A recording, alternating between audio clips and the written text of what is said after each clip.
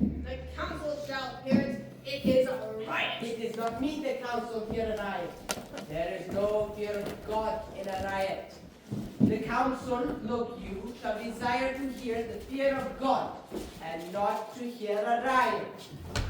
Take your violence in that. Ha! On my life, if I were young again, the sword should be. It is better that friends is the sword, and end it. And there is another device in my brain, which peradventure brings good discretions with it. There is Mistress Anne Page, which is daughter to Master George Page, which is pretty virginity. Mistress Anne Page. She has brown hair and speaks small like a woman. It is a very person for all the world, as just as you will desire. And 700 pounds of monies and gold and silver is her grandsire upon his death's bed. God deliver to a joyful resurrections. Give when she is able to o'ertake 17 years old. It were a good motion if we leave our priviles and prowess and desire a marriage between Master Abraham and Mistress Anne Page. Did her grandchild leave her 700 pounds? Aye, and her father is maker a better penny. I know the young gentleman. She has good gifts. 700 pounds and possibilities is good gifts. Well, let us see honest Master Page. Is false staff there? Shall I tell you a lie? I do despise a liar as I do despise when it is false, or as I despise when it is not true. The knight Sir John is there, and I beseech you, be ruled by your well-willers. I will go beat the door for Master Page. What ho! God bless your house here. Who's that? Here is God's blessing, and your friend, and Justice Shallow, and young Master Slender, who, peradventure, brings another tale, if matters grow to your likings. I'm glad to see your worships well. I thank you, Master Shallow, my venison. Sir, I am glad to see you. Much good it do your good heart.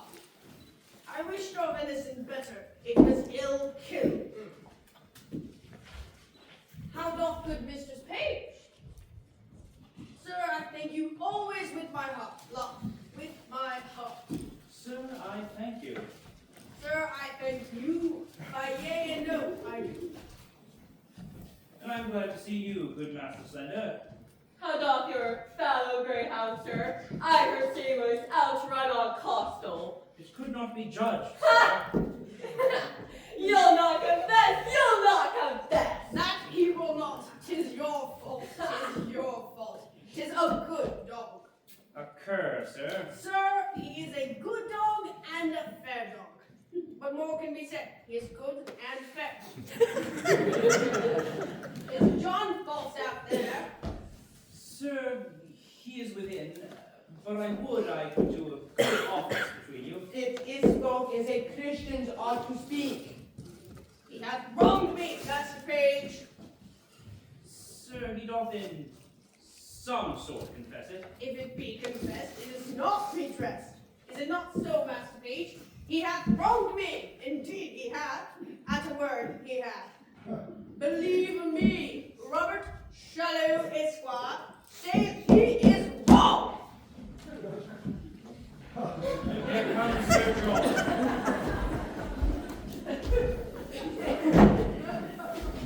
No, Master Shallow, you'll complain of me to the king. Knight, you have beaten my men, killed my deer, and broke the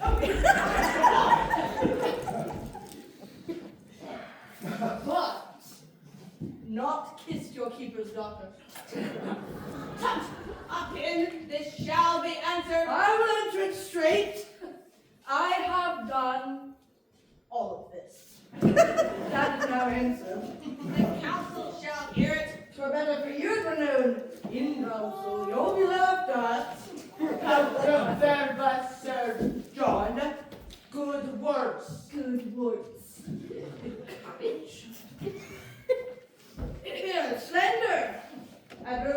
head would matter if you against me. Better, sir. I'm madder in my head against Junior Connie Catch and Rascal.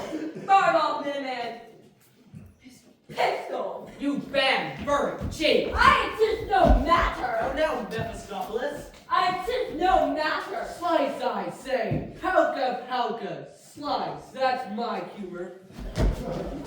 We're simple, my man.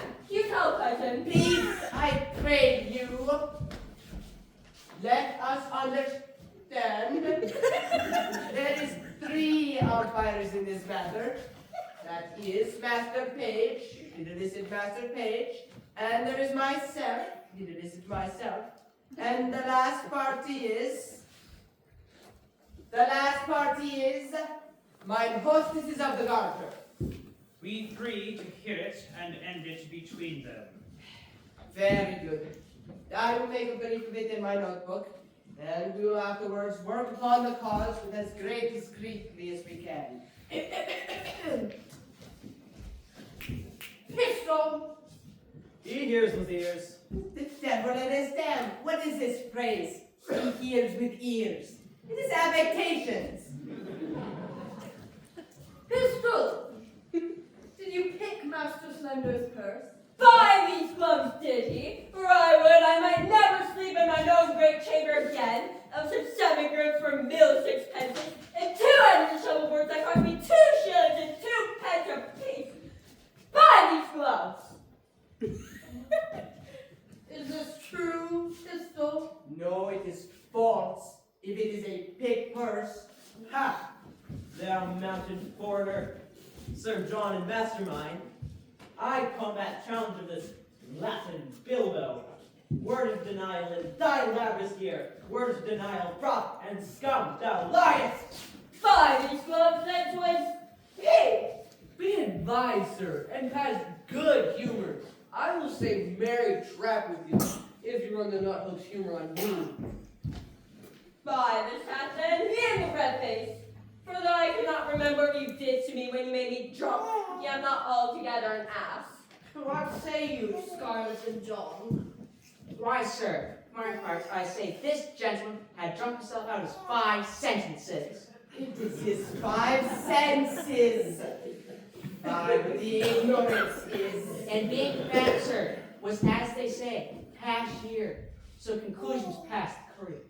Aye, you speak Latin then too, but 'tis no matter. I'll never be drunk once I live again, but in honest, civil, godly company for this trip.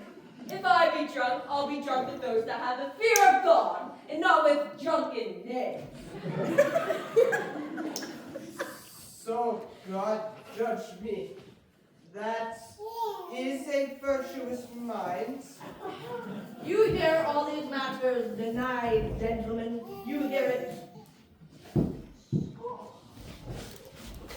Nay, daughter, carry the wine in, please go in.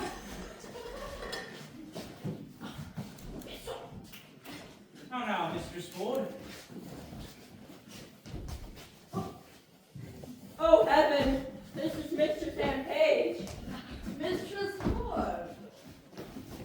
By my troth, you are very well met, by your lady biscuits.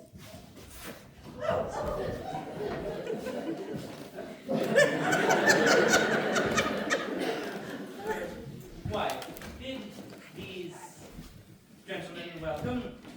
Come, gentlemen, have a hot venison pasty to dinner. Come, I hope we shall drink down all unkindness. I'd rather the 40 shillings out of my book of songs and sonnets here. How now, Simple? Where have you been? Must I wait on myself? You have not the book of riddles about you, have you? Book of riddles? Why did you not lend it to Alice Shortcake upon Almas last fortnight of our Michaelmas? Come, cuz, we stay for you. A word with you, cuz. Marry this, cuz. There is, as it were, a tender, a kind of tender, made afar off by Sir Hugh here. Do you understand me? Aye, sir, you shall find me reasonable. I shall That is reason. Nay, but understand me. So I do, sir. Give ear to his motions, Master Slender. I will description the matter to you, if you be capacity of it. Nay, I will do as my cousin Shadow says. I pray you, pardon me. He's a justice of peace in this country, simple though I stand here. But that is not the question. The question is concerning your marriage. Aye, there's the point, sir. Marry is it, the very point of it, to Mistress Anne Page. Why, if it be so, I will marry her upon any reasonable demands. But can you affection the woman? Let us command to know that of your lips or of your mouth, for Thievish philosophers hold that the lips is partial of the mouth. Therefore, precisely, can you carry her your desires towards her? Cousin Abraham Slender, can you love her? I will do as it shall become, one that would do reason. Nay, but lords and his ladies, you must be positable. If you can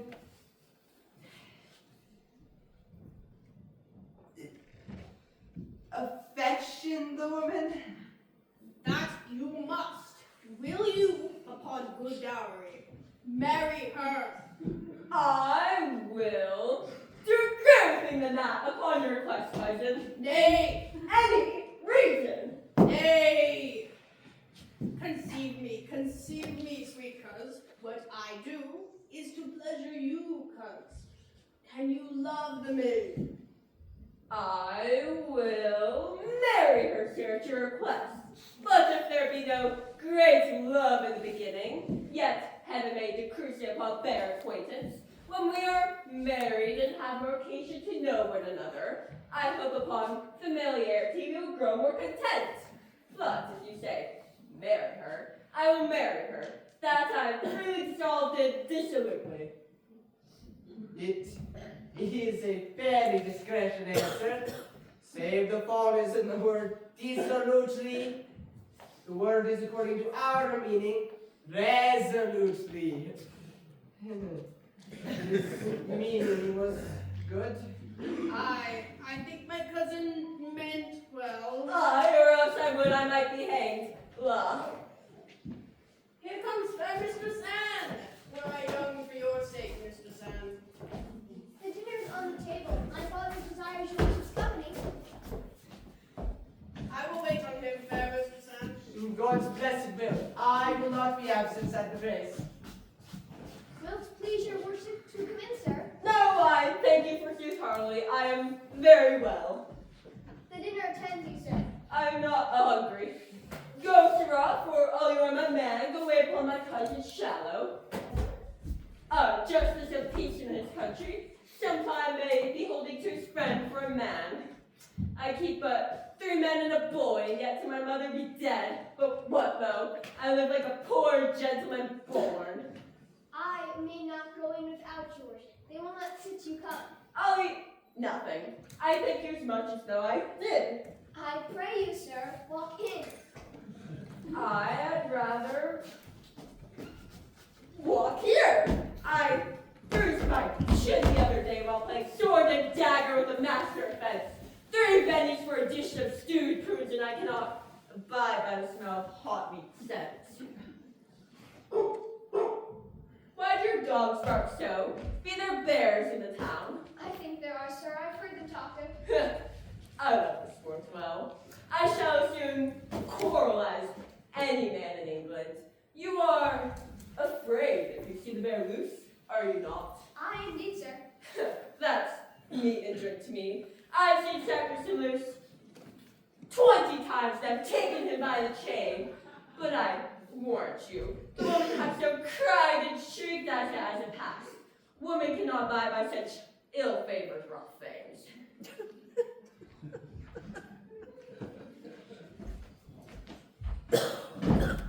Come, Master Slender, we stay for you. I'll eat nothing. I thank you, sir. By cock and pie, sir, you shall not choose. Nay, pray you, lead the way. Come in. Mistress Anne, yourself shall go first. Not I, sir, pray you. Keep on. Truly, law, I will not go first. I will not do you that wrong. I pray you, sir. I'd rather be a mannerly than troublesome. You do yourself wrong, indeed, law.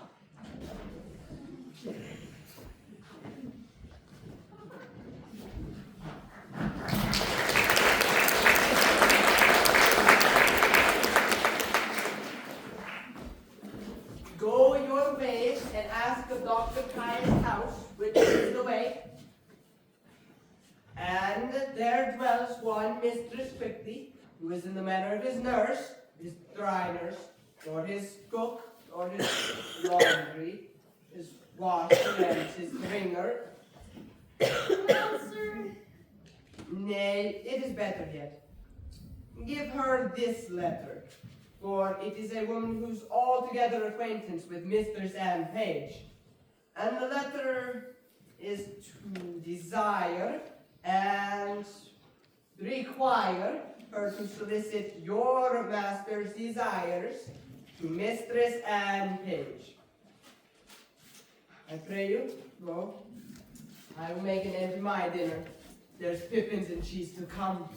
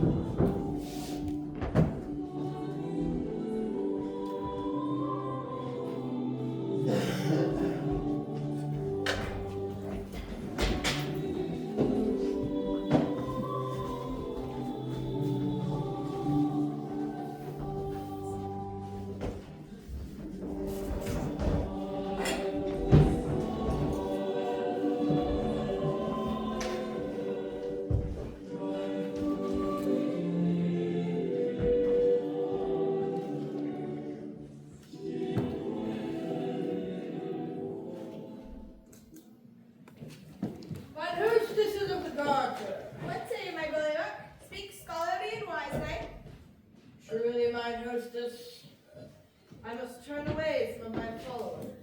discard, bully Hercules. Cashier, let them wag, trot trot. I sit at £10 a week. Thou art the emperor, Caesar, Kaiser, advisor. I shall entertain Barlow. He shall draw, he shall tap. Said I well, bully Hector? Do so, good mine hostess. I have spoke, let him follow. Let me see thee. Froth in Line. I, Edward, follow.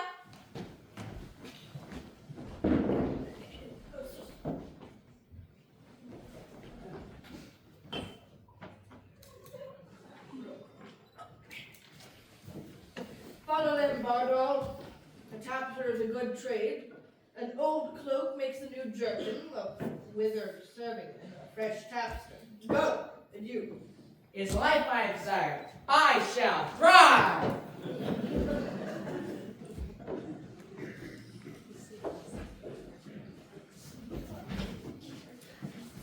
O base Hungarian wight, wilt thou the spigot wield? He who has gotten in drink, is not the humor conceited? I am glad I am so acquainted with this tinder box.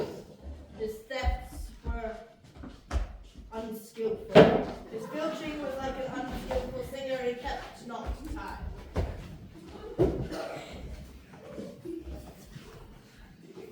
The good humor is to steal steal at a minute's rest. In vain. The wise is called. Steal, Go. Figo for the phrase. well, sirs, I'm almost out at heels. Why did it let kibes ensue? There is no remedy. I must coney catch. I must shift. Young ravens must have food.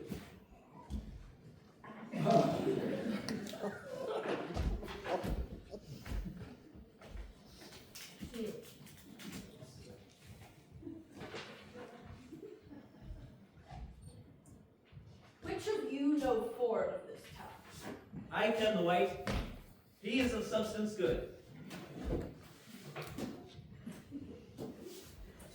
Fine, honest lads. I will tell you what I am about. 2 yards and more. No quick now, pistol. Indeed, I am in the waist 2 yards bound. But I am now about no waste. I'm about thrift. Briefly, I do mean to make love to Ford's wife.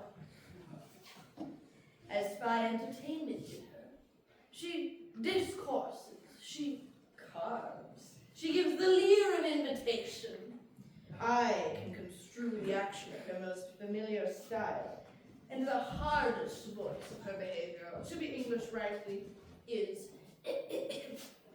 I am Sir John Falstaff. He hath studied her will, and translated her will, out of honesty, into English.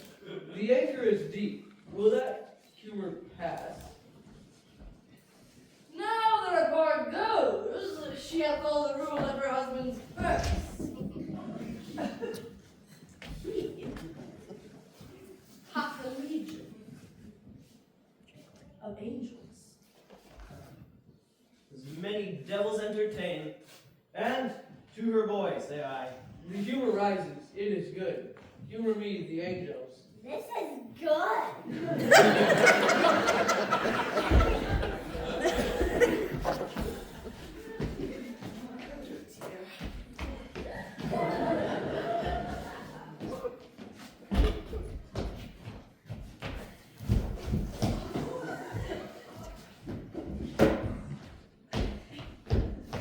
He's 21.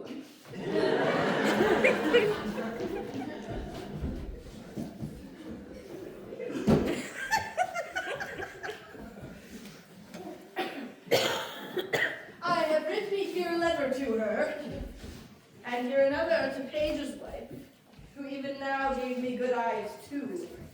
Examined my parts with such judicious and amorous glances that the beam of her eye sometimes gilded my foot, sometimes my portly belly. Then did the sun on dunghill shine. I thank thee for that humor. Oh, she did so, of course, for my exterior, that the beam of her view seemed to scorch me up like a burning glass. She bears the purse, too. She is a regent in Guyana, all gold and bounty. I will be cheater to them both, and they shall be extra-quers to me. They shall be my East and West Indies, and I will trade them both. There go, bear now this letter to Mistress Ford, and now this to Mistress Page. We will thrive, lads. We will thrive. Shall I, sir, Pandora's of Troy become, and by my side were steel, and Lucifer take all? I won't run no base humor. Here, take the humor letter. I'll keep the behavior of reputation. Hold. Sir.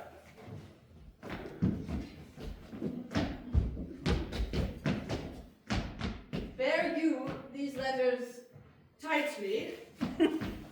Sail like my boat to these golden shores. And row hence, avaunt, vanish like hailstones blow, trudge fluttering off seek shelter pack. Falstaff will learn the humor of the age. French thrift, you rogues, myself, and drunk page.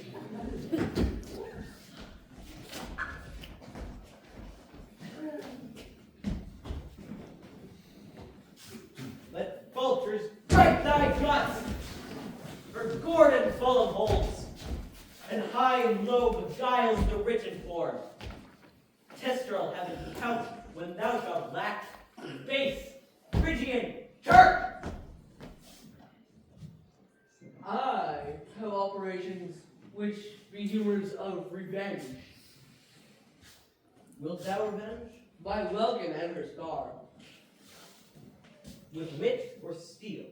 With both the humor's eye, I'll discuss the humor of his love to forge. And I to page shall eke unfold how Falstaff, varlet, vile, his dove will prove, his gold will hold, and his soft couch defile. My humor shall not cool. I'll incense forge to deal with poison. I'll possess him with yellowness, for the revolt of mine is dangerous. That is my true humor. Thou art the Mars of malcontents. I second thee, true bond.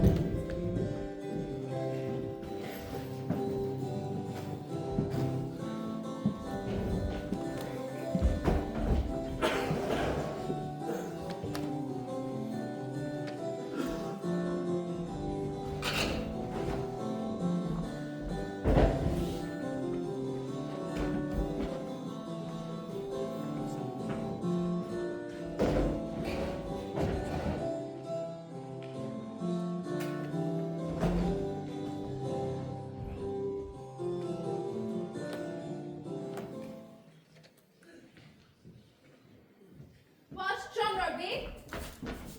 I prithee, go to the casement and see if you can see my master, Master Dr. Caius, coming. If you do, I faith, and find anybody in the house withal, here will be an old abusing of God's patience and the king's English. I'll go watch. Go, visit forth soon at night, the ladder under the sea-coal fire. An honest, willing, kind fellow is ever coming to the house withal, and I warrant you, no telltale nor no prefate.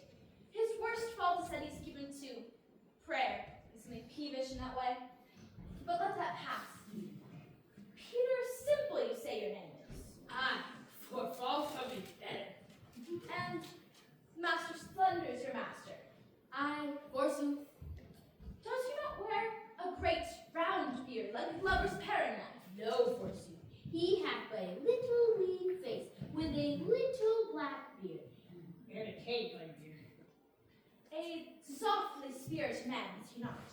Aye, forsooth. But he is a taller than his hand has any between this and his head. He hath fought with a warrior. How you said? Oh, I should remember him. Does he not hold up his head, as it were, and strut in his gait? Indeed does he. Well, heaven send Mistress Anne Page no worse fortune. Tell your master, Carson Evans, I will do what I can. Anne is a good girl, and I wish— Ow! Alas! Here comes my master! We shall all be shent! Run in here, good young man. Hide in his closet. He shall not stay long. What, John Rugby? Go, John, go inquire for my master. I doubt he be not well if he comes not home. And down, down, down. Ah, but again you this scene.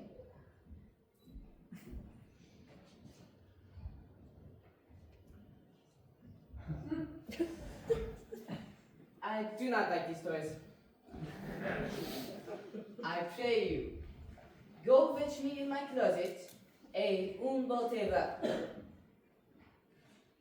A box, a union box.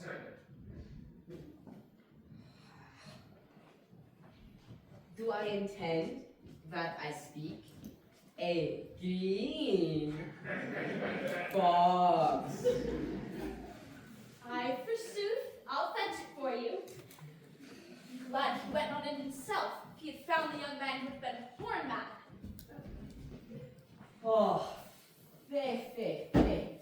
Ma folle al fé forschade. Oh, je mène, was à la cour, wie grand die fait. Is this it, sir? Ah, oui, Metz Lemon, pocket. No, the bitch, quickly. Where is that knave?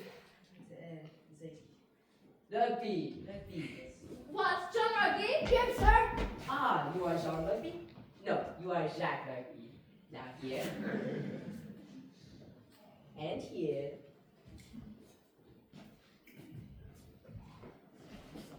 And here.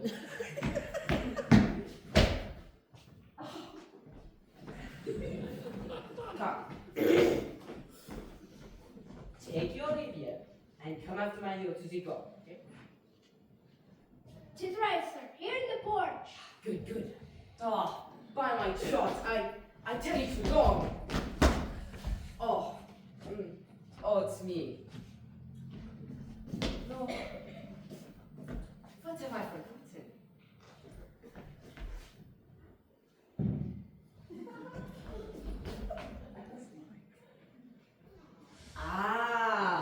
There are some simples in my closet that I will not for the world leave behind. You'll find the young man there in that. Oh, diable! What is in my closet? Is this villainy? Is it Laron? The bee gets me my rapier. Master, be content. Wherefore shall I be content? The young man is an honest man. What shall the honest man be doing in my closet? There is no honest man that shall come in my closet. Be not so phlegmatic. Hear the truth is, he came of an errand to me from Parson Hugh. No? Well? I, forsooth, to desire. Peace, I pray you. Peace your tongue.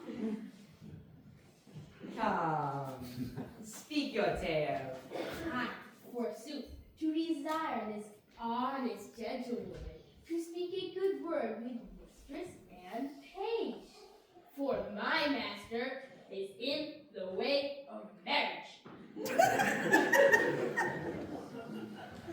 This is all indeed love, but I'll never put my finger in that fire and need not.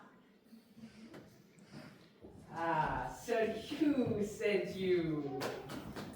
Rugby, go get me some paper. Tell you a little while.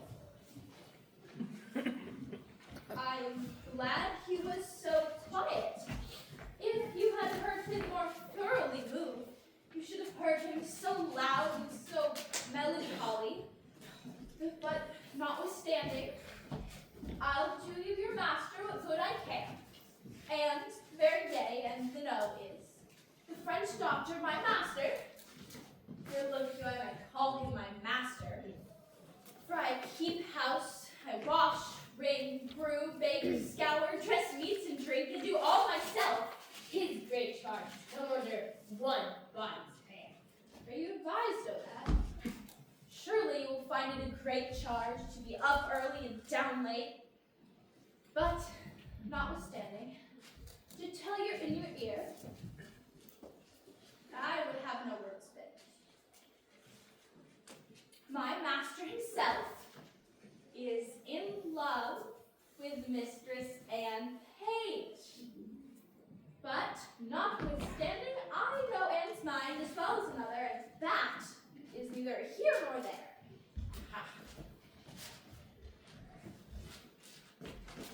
You, Jackie, give this letter to Sir Hugh. Bye. God, I will kill this actress. I will cut his throat in the park. And I will teach a skilled Japanese priest to meddle or make. You may be gone. This not could you tell him? Wait a minute. Is that my hat?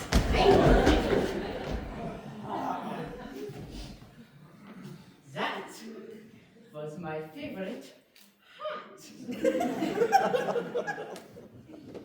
By God. I will cut all his 2 stones and I will kill him. Very dead. Sir, alas, he speaks but for his friend. It is no matter for that. Did you not tell me that I shall have a page for myself? By God, I will kill the jack piece. And I have appointed my host of the doctor to measure our weapon. I will myself have a page. Sir, the maid loves you, and all shall be well. We must give folks leave to pray toward the good year. Rugby, come to the court with me.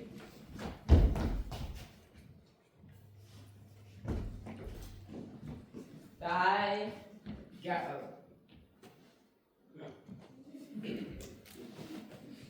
By God. If I have not engaged, I will turn your head out of my door. Come with my ears, Rugby. You shall have Anne. Fool's head of your own. No, I know Anne's mind. Better than any woman in Windsor. And I can do more with her than any other, I thank heaven for it. Who's within there? Who? Who's there, Chow? Come your house, I pray. How now, good woman, how art thou? The better it pleases your good worship to ask. What news? How doth pretty Mistress Anne? In truth, sir, she is pretty, and honest, and gentle, and one that is your friend. I can tell you that, by the way, I thank heaven for it. Shall I do any good, thinkst thou? Shall I not lose my suit? Troth, sir, all is in his hands above. But, notwithstanding, Master Fenton, I'll be sworn on a book, the maid loves you. Have not your worship a wart above your eye? Yes, Mary, have I. What of it? Well, thereby hangs a tale. Good faith she is such another man, but I detest an honest maid that ever broke bread. We had an hour's talk of that wart. I shall never laugh, but in that maid's company. But she has given too much to alcohol and to musings. But as for you, go to. Well, I shall see her today. Oh, there is money for thee. Let me have thy voice in my behalf. If thou seest her before me, commend me. Will I? I faith that we will. And I'll tell your worship more of that wart the next time we have confidence. And of other wooers. Well, farewell. I am in great haste now. Farewell to your worship. Truly, an honest gentleman. But Anne loves him not. For I know Anne's mind as well as another. Out upon it. What have I forgot?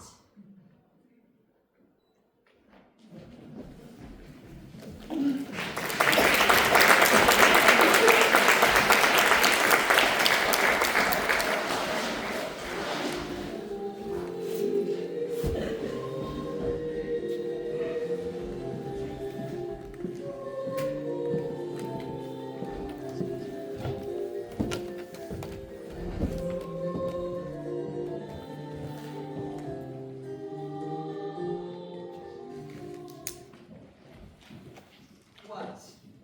Have I escaped lovers in the holiday time of my beauty? And am I now a subject for them?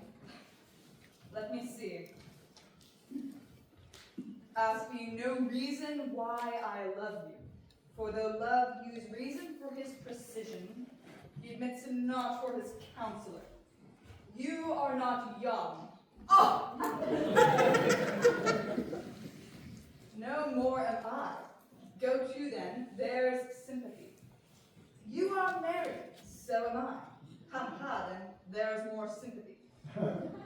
You love sack, and so do I. Would you desire better sympathy? Let it suffice thee, Mistress Page, at the least, if the love of soldier can suffice, that I love thee. By me, thine own true knight, by day or night, or any kind of light, all his might, for thee to fight, John Falstaff. Oh, wicked, wicked world. One that is well nigh worn to pieces with age, to show himself a young gallant. What an unweighed behavior hath this Flemish drunkard picked out of my conversation, that he dares in this manner assay me. Why? He hath not been thrice in my company. What should I say to him? I was then frugal of my mirth. Heaven forgive me. Why? I'll exhibit a bill in the Parliament for the putting down of men. How shall I be revenged on him? For revenged I will be, as sure as his guts are made of puddings. Mistress Page, trust me, I was coming to your house. And trust me, I was coming to you. You look very ill. Nay, I'll ne'er believe that. I have to show to the contrary. Faith, but you do in my mind. Well, I do then. But I say, I could show to the contrary. Oh, Mistress Page, give me some counsel. What's the matter, woman? Oh, woman, if it were not for one trifling respect, I could come to such an honor. Hang the trifle, woman. Take the honor. What is it? Dispense with trifles. What is it? If I would but go to hell for an eternal moment, or so, I could be knighted. What? Thou liest. Sir Alice Ford. These knights will hack, and so thou shouldst not alter the article of thy gentry. We burn daylight. Here, read. Perceive how I may be knighted. Ah. I shall think the worse of fat men, as long as I have an eye to make difference of men's liking. And yet, he would not swear, praised women's modesty, and gave such an orderly and well-behaved reproof to all uncomeliness, I would have sworn his disposition would have gone to the truth of his words. But they do no more adhere and keep place together than the 100 psalms to the tune of Greensleeves. What tempest I saw through this whale, with so many tons of oil in his belly. The shore at Windsor, how might I be revenged on him? I think the best way would be to entertain him with hope, till the wicked fire of lust have melted him in his own grease. Did you ever read the like? Letter for letter, but that the name of Page and Ford differs. To thy great comfort in this mystery of ill opinions, here's the twin brother of thy letter. But let thine inherit first, for I protest mine never shall. I warrant he hath 1,000 of these letters writ with blank space for different names. Sure, more, and these are the second edition. He will print them out of doubt. Well, I will find you 20 lascivious turtles ere one chaste man. But these are the very same The very hand, the very words. Oh, what doth he think of us? Nay, I know not.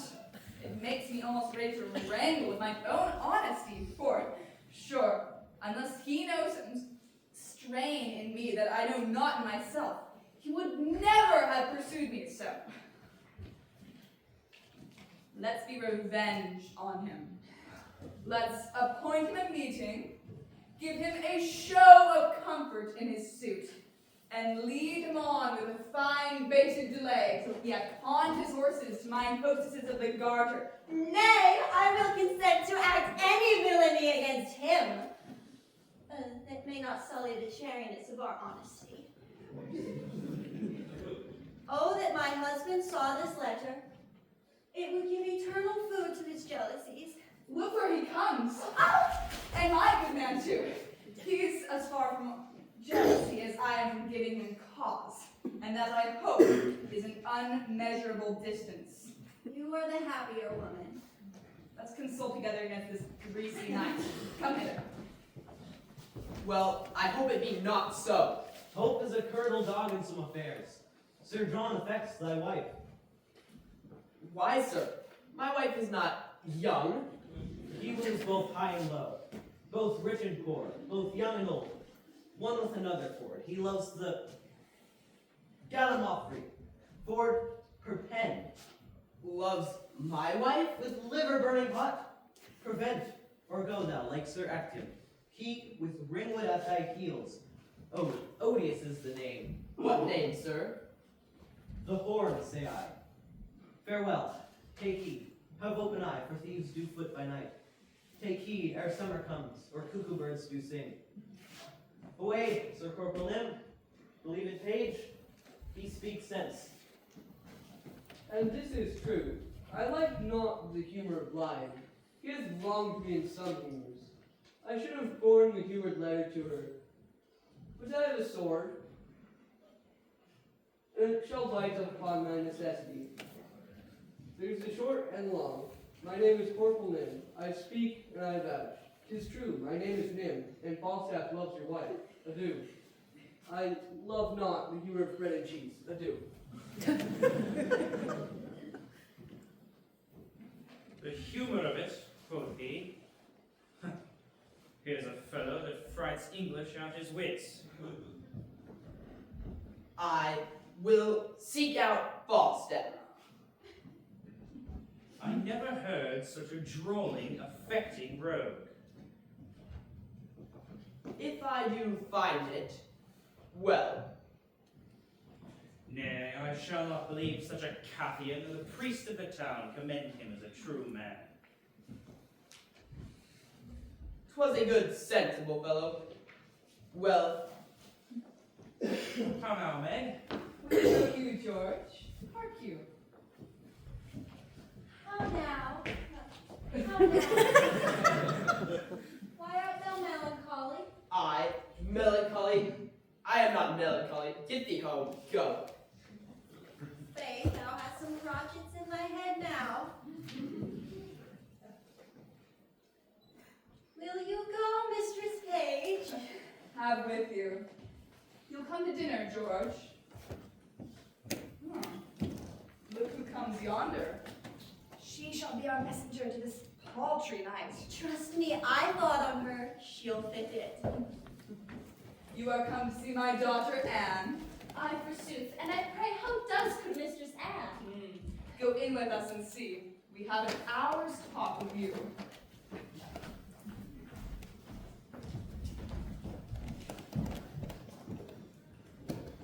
How now, Master Ford? Did you hear what this knave told me? Did you not? Indeed, you heard what the other told me. Do you think there's any truth in them? Slate, will not think the knight would offer it. Though, these that accuse him in his intent toward our wives are a yoke of his discarded men, very rogues now they be out of his service. Were they his men? Many were they. I like it never better than that. Does he lie at the garter? In truth, he does. Though, if he should intend this voyage towards my wife, I would turn her loose to him, and any more he get of her than harsh words, let it lie on my head. I will not mistrust my wife, but I would be oath to turn them together. A man may be too satisfied. I cannot put off my opinions thus easily. I will have nothing lie upon my head.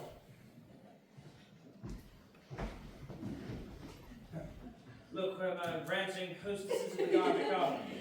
There's either liquor in their pate or money in their purse, should they act so merrily. Whither go you, my hostesses? Hannah, look. Thou art a gentleman.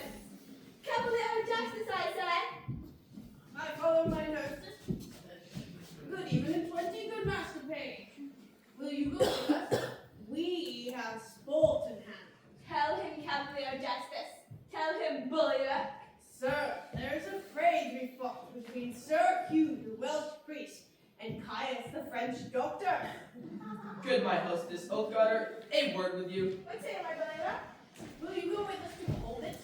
My merry hostesses have had measuring of their weapons, and, I think, have pointed them contrary places. For, believe me, I hear the parson is no jester. Hark, I will tell you what our sport shall be. Hast thou now suit against my knight, my guest cavalier? None, I protest. But I will give thee a pottle of burnt sap to give me resource to him. Tell him my name is Brooke, only for a jest. My hand, bully, thou shalt have address and regress. Said I well? And thy name shall be Brooke.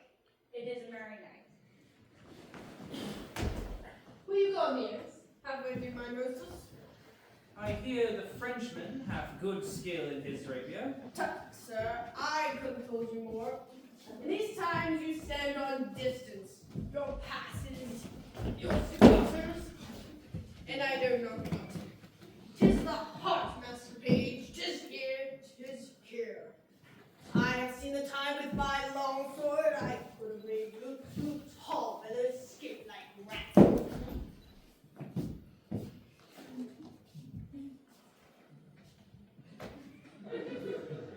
Here, boys.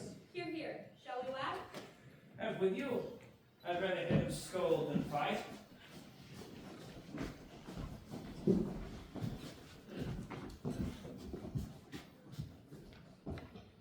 Though Page be a secure fool, and stand so firmly upon his wife's frailties, I cannot put off my opinions thus easily. She was in his company at Page's house. What they made there, I know not. Well, I will look further into it, and I have a disguise to sound Falstaff. If she be honest, I'll lose not my liver. If she be otherwise, its liver will bestow.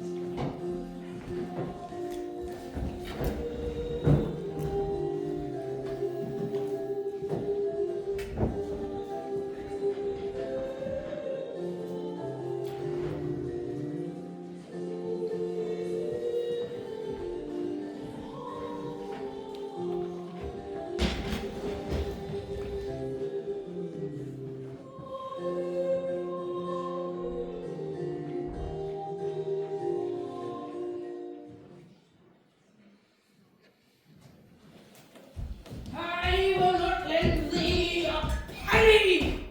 Why then, the world, my master, which I with sword will open. Not a penny. I am content, sir. You should lay my countenance upon. I have waited upon my friends for 3 reprieves for you and your coach, fellow Nim. Else you look to the great like a Gemini of baboon.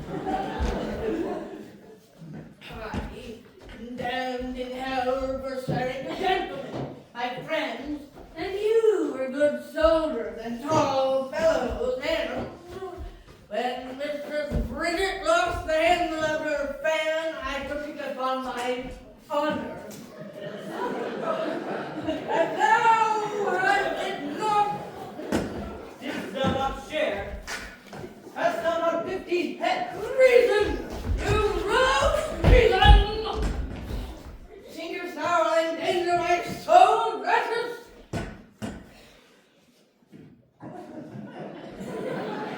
That's a word. And your word about me, I have no gibbet for you. Go! A short knife, the throng, to your manner of picket hatch, go! Do not bear a letter for me, you rogue. Stand upon your honor.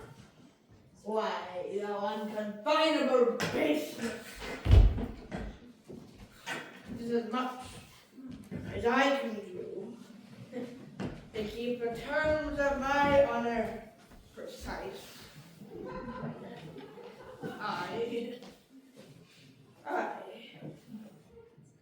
I myself sometimes, leaving the fear of God in the left hand, hiding my honor in my necessity, and face a truffle to edge and to lurch, and yet you would ensconce your rags, your khaki mountain looks, your red lattice phrases, and your bow-beating oaths under the shelter of your honor.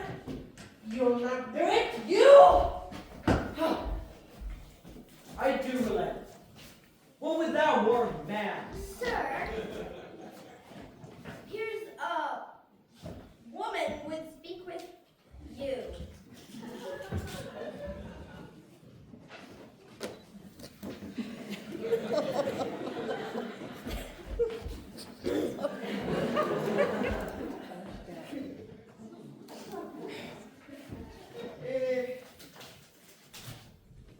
Let her approach.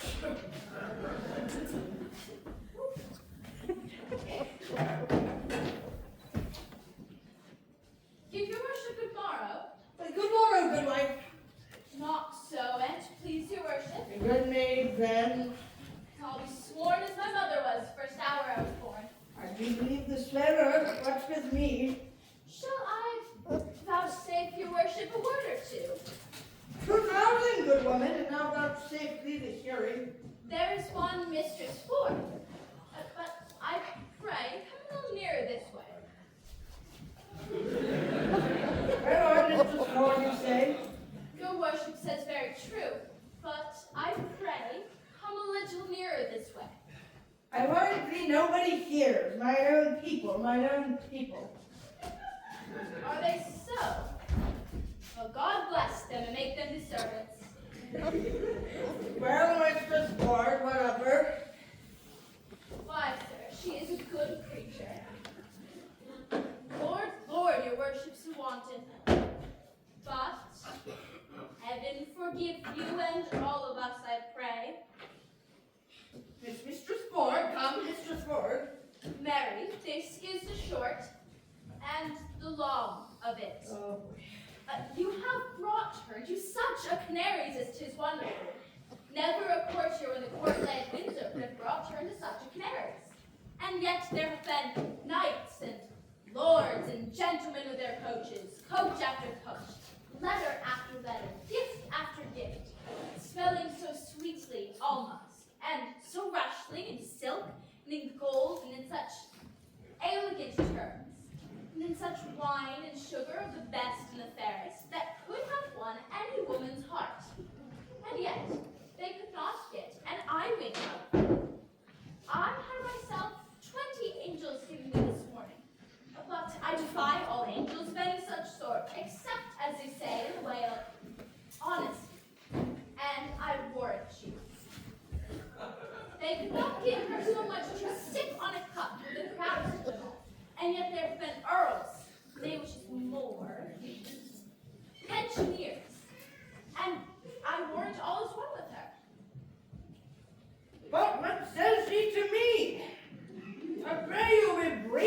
my goodness, she Mercury.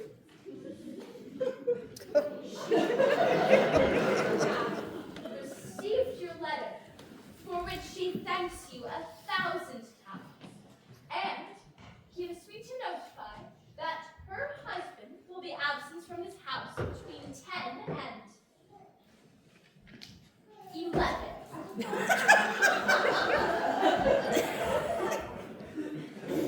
10 and 11.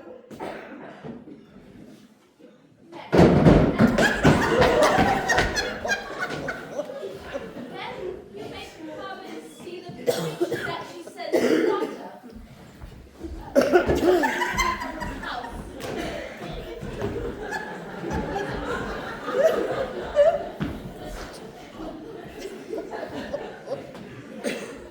He's a very jealousy man. She lives a very friendful life with him, good heart.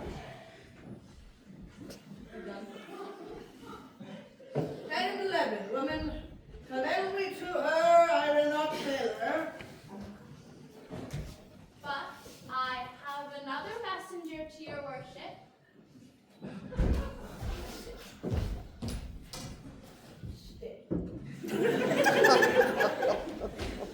Mistress Page, good heart, have her hearty commendations to you too. And let me tell you in your ear, she is as virtuous, a civil modest wife, and one that I tell you will not miss you morning nor evening prayer as any Windsor, where be the other. I never knew a woman so dote upon a man. Surely you have charms, love. Yes, in truth. Not I assure you. Setting the attraction of my good parts aside. I have no other charms. Blessings of your heart for it. But I pray you tell me this. Has Ford's wife and Page's wife acquainted with one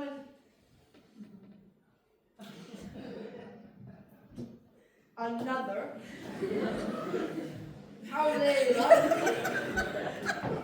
That were the jest indeed. They have not so little grace, I hope. That were the trick indeed. Mistress Page desires you to send her your little page of all loves. Her husband hath a marvelous infection to the little page. Affection.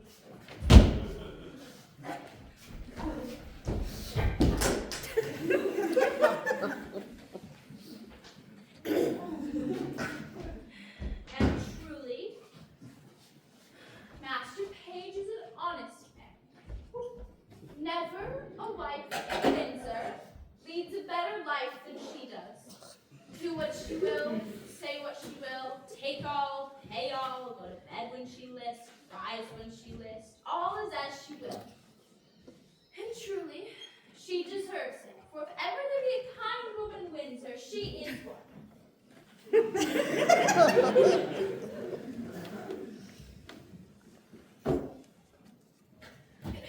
Fare you well. Commend me to them both. Here's my purse. I am yet signed it. Boy, go along with her. This news distracts me. This punk is one of Cupid's carriers. Clap on more sails. Pursue. Up with your fight. Give fire! She is my prize. Or ocean whelm them all! Sayest thou so, old Jack? Go thy ways. I will do more with thy old body than I have done. Will they yet look after thee? Wilt thou, at the expense of so much money, be yet a gainer? Good body, earth take thee. Let them say, 'tis grossly done. So be fairly done, no matter.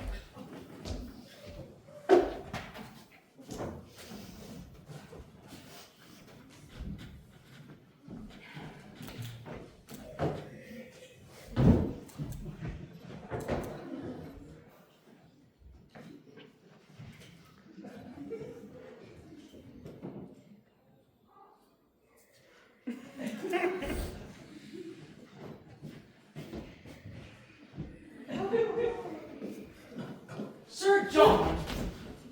There's one Master Brooks would fain speak with you and be acquainted with you. Had such your worship. A morning's trunk. Sad.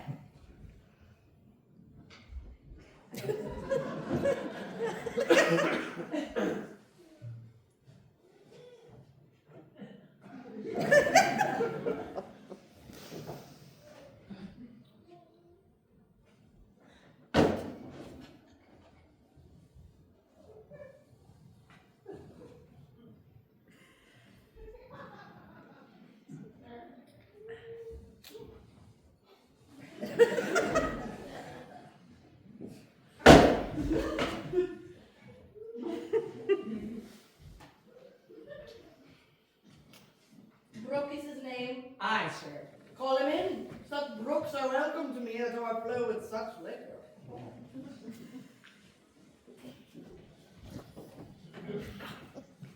Mistress Page and Mistress Ford, have I encompassed you?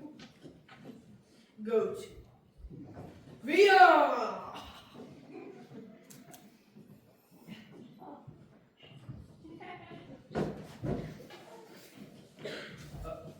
God bless you, sir. And you, sir, would you speak with me? I make bold to press with so little preparations upon you. You're welcome. What's your will? Yes, leave, George. Good Sir John, I'm a gentleman that has spent much. My name is Brooke. Master Brooke, I desire you more acquaintance. Good Sir John, I eschew you, not to tame you, for I must let you understand, I think myself in better plight for a lender than you are. The which hath emboldened me to this unseasoned intrusion. For as they say, money do go before, always do lie open. Money is a good soldier, sir, and will on. True, and I have a bag of money here. Troubles me. If you would help me to bear it, good Sir John, take all or half for easing me of the carriage. Master Brooke, I know not how I may deserve to be your porter. I will tell you, sir, if you give me the hearing.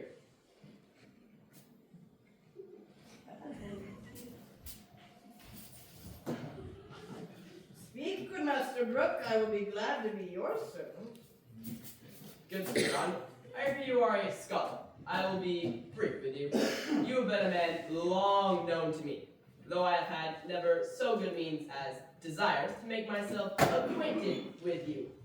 I must discover a thing to you, wherein I must lay out mine own imperfections, as you have one eye upon my follies, turn another into the ragster of your own. Sith you yourself know how easy it is to be such an offender. Well, on. There is a gentlewoman in this town whose husband's name is Ford. I have long loved her.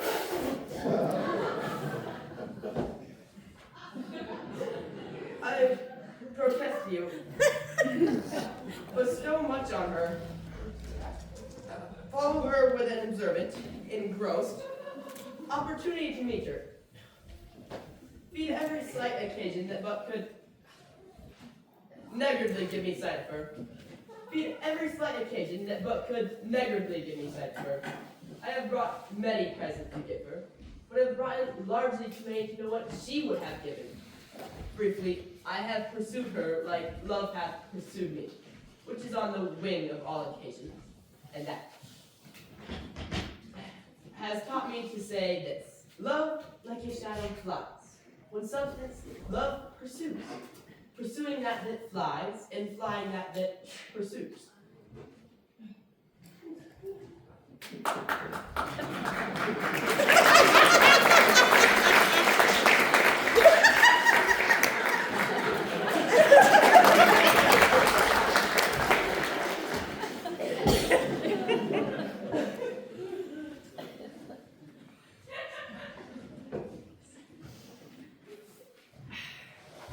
Have you received a promise of satisfaction at her hands?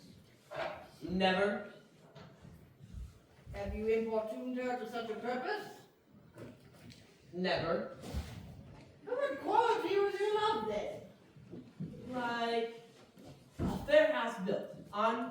another man's ground, and I have lost my edifice in the place where I erected it. What purpose have you unfolded this to me? Good Sir John, when I have told you that, I have told you all. That though some place in other place, she enlarges her mirror, so fair that there are shrewd constructions made of her. Good Sir John, I will tell you the heart of my purpose. You are a gentleman of excellent breeding, of great ability, authentic in your place and your person, generally allowed for your warlike, court-like, and learned preparations. Oh, sir. Believe it, for you know it. There is money. Spend more. Spend all I have. Only give me so much of your time in exchange of it, as to lay an admirable siege of the honesty of this Ford's wife. Bestow much on her. Use your art of wooing. Win her to consent to you. If any man may, you may as soon as any. Would it apply well to the vehemency of your affection that I should win what you would enjoy? Seems to me you prescribe to yourself most preposterously. Oh, understand my drift. She dwells so sincerely on the excellency of your honor that the folly of my soul dares not present itself. She is too bright to be looked against. Now that I come here with a detection in my hand, I could drive her then from the bar for purity, her reputation, her marriage vow, and 1,000 other defenses which are too strongly battled against me. What say you to it, Sir John? Master Brooke, I will first make bold with your money. Next, give me your hand. And lastly, as I am a true gentleman, you shall, if you will, enjoy Ford's wife. Oh, good sir. I say you shall. Want no money, good Sir John. You shall want none. Want no Mistress Ford, Master Brooke, you shall want none. I will be with her, I may tell you, by her own appointment. Even as you came in to me, her assistant, or go-between, parted from me. I say I shall be with her between 10 and 11, for at that time the jealous, rascally knave, her husband, will be forth. I am blessed in your acquaintance. Do you know Ford, sir? Hang him, poor cuckoldly knave. I know not. Yet I wrong him to call him Ford. They say the jealous, wittly knave hath masses of money, to the which his wife seems to me well favored. I will use her as the key to the cuckoldy rogue's coffin. There's my harvest. I would you knew Ford, sir, that you might avoid him if you saw him. Hang him, mechanical salt butter rogue. I stare him out of his wits. I will argue him with my cudgel, which shall hang like a meteor on the cuckold's horns. Come you to me till at night, and you shall know how I speed. Ford the knave, and I will aggravate his style. You, Master Brooke, shall know him for both knave and cuckold. Come you to me till at night. Toodles.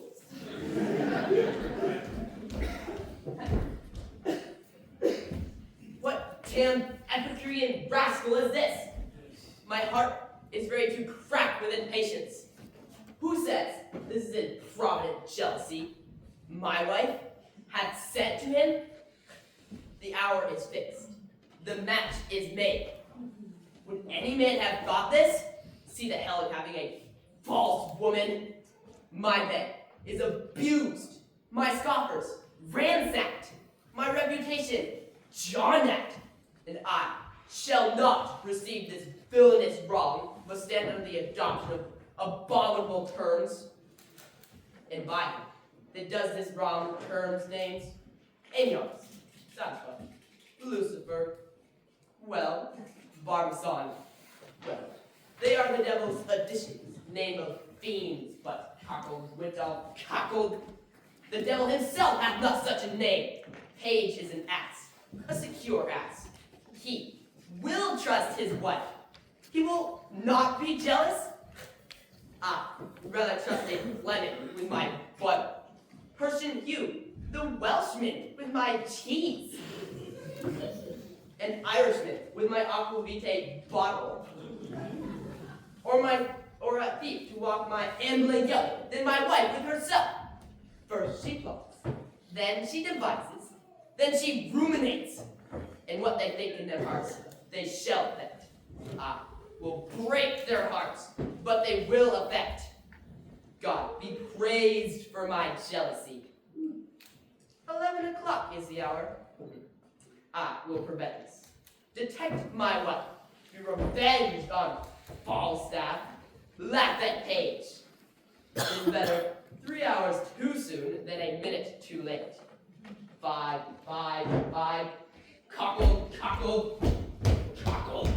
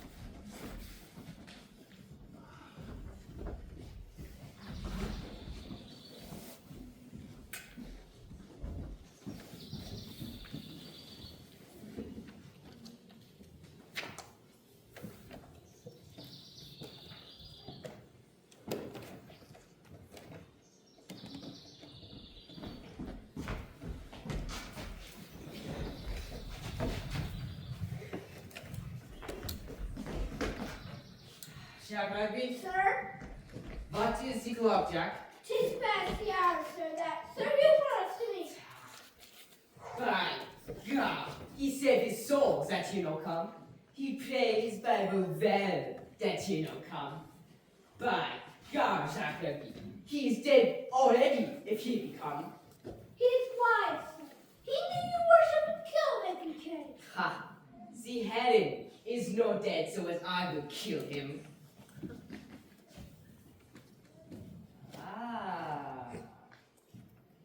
Come, Jack. Take your avian and I will show you.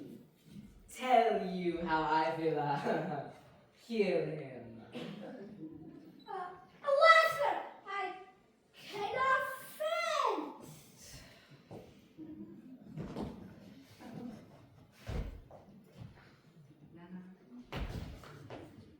Villainy, take your rapier. Forbear, here's company. God bless thee, bully doctor. What save your master, Dr. Kyle? No, good master doctor. Give you good morrow, sir. What be all you? 1, 2, 3, 4, 5, 6, 73 comfort.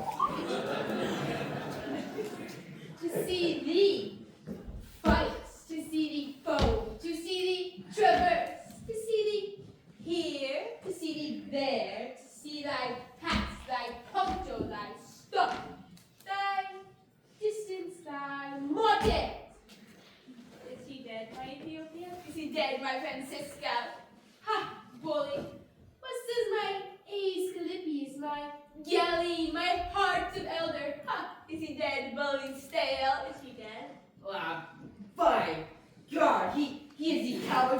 priest of the world.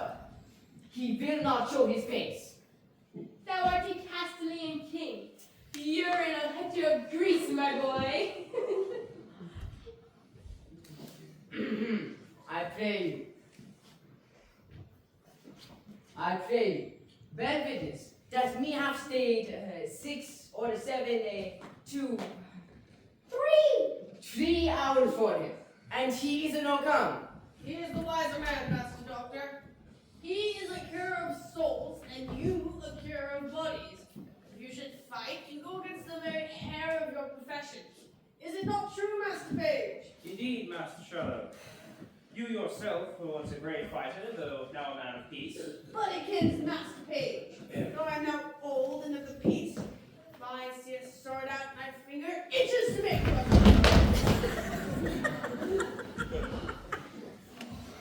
Though we are now justices and doctors and churchmen, we still have some salt of our youth in us.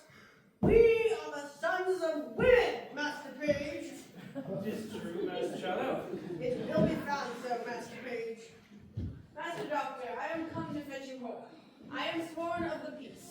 You have shown yourself a wise physician, and Sir Hugh has shown himself a wise and patient churchman. You must go with me. Pardon guest justice. Where does your mock one?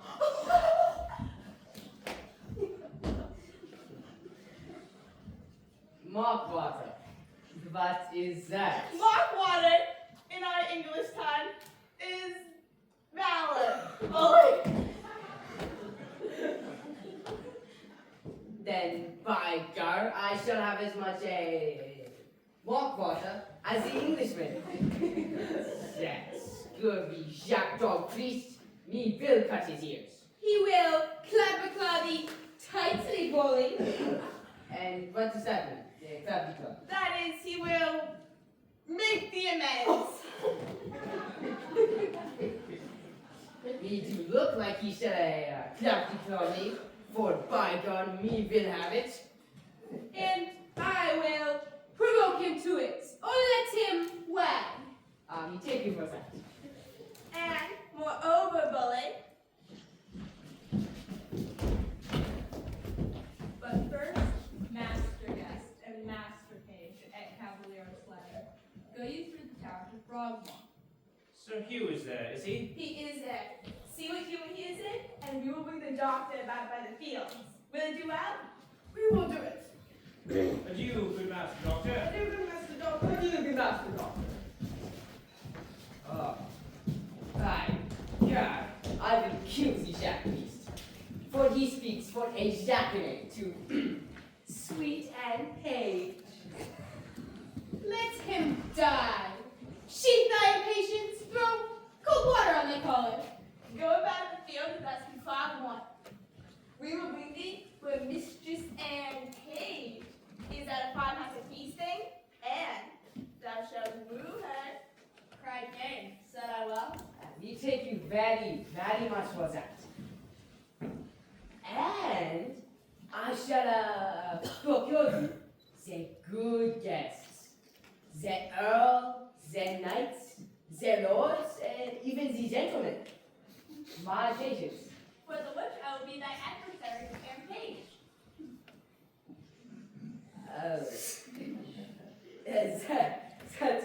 That is good. Well said. Let us swag then. Come with my heels, ugly.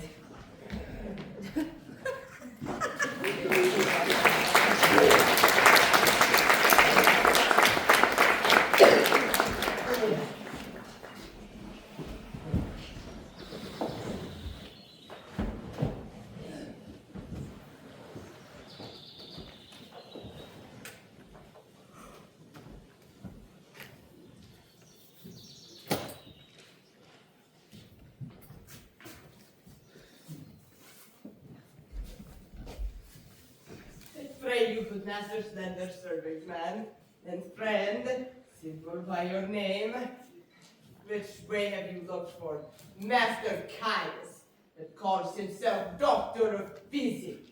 Marry, sir. The petty ward, the the park board, and every way old Windsor way, and every way but the tavern.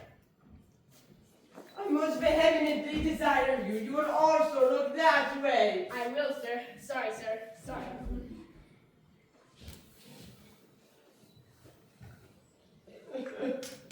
Bless my soul. How full of colors I am, and trembling of mind. I shall be glad if you have deceived me. How melancholy I am.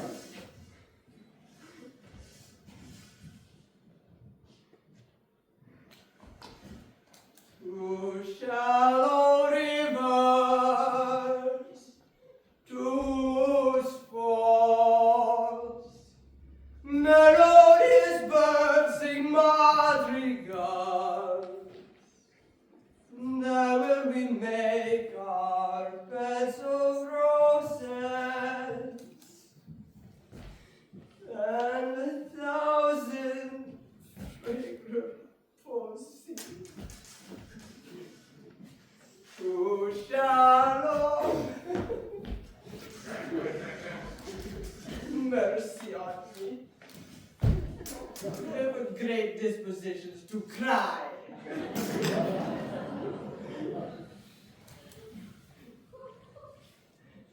Melodious birds sing madrigals, when as we sat in Babylon, and 1,000 fragrant posies, to shallow rivers, to Yonder, he is coming this way, sir, you. He is welcome. To shallow rivers.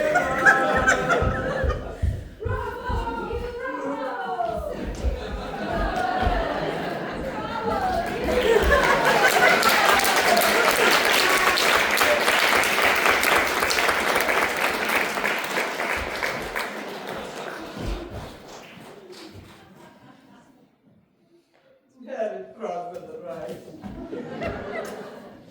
Very well. What weapons is he? No weapon, sir. Here comes my master, Master Shallow, and another gentleman from Frogmore, over the side, this way. Pray you give me my gown.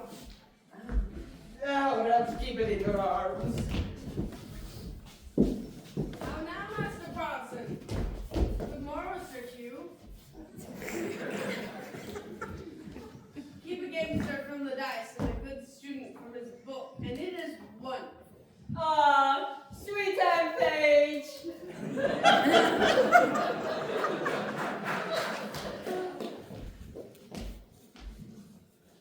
Youthful still, your Dr. Joe, this raw romantic day?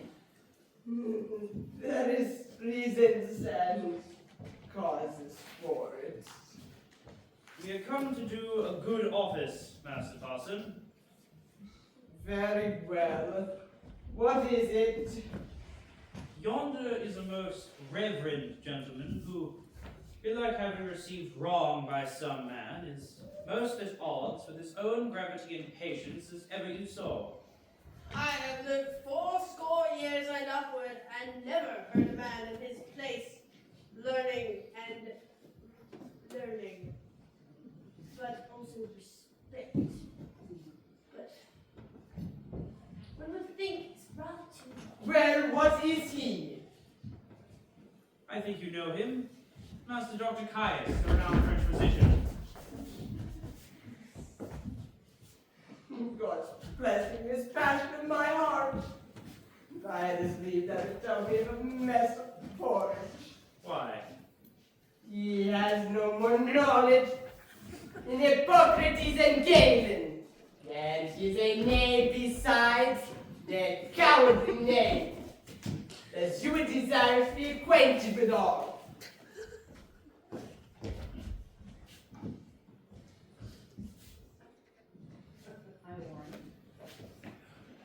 I warrant you, he's the man should fight with him. Ah, sweet page.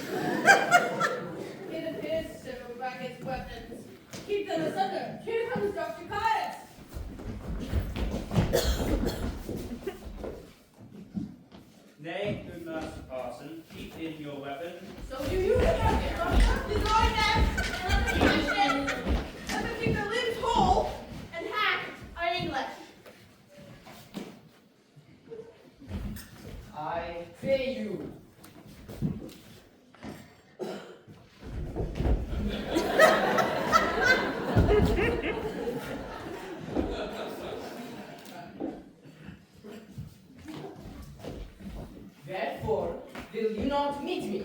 That may you use your patience. In good time, I cure you as a coward. The jackdog, you John 8. Hey, you. Let us not be the laughing stocks to other men's humors. I desire you that we be friends. And I will another way make amends. By gesture, you coward, you knave, you diable! Jacobi, mine Osterdigatter, have I not stayed for him to kill him? Have I not at the place I did eat point? As I am a Christian soul, now look you, this is the place appointed.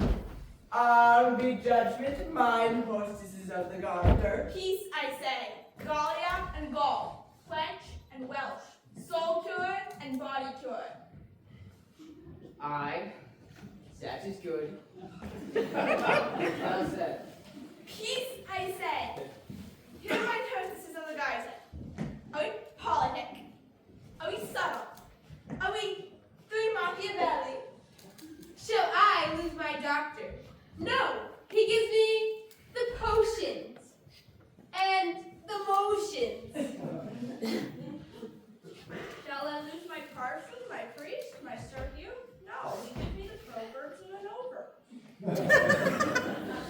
Give me thy hand, Treasuroso. Give me thy hand, Celestioso. Boys of Ike, we have deceived you both. We have directed you to wrong places. Your hearts are mighty, your skins are whole, and the bird sack in the issue. Come, lay the swords upon. Follow me, lads, please. Follow.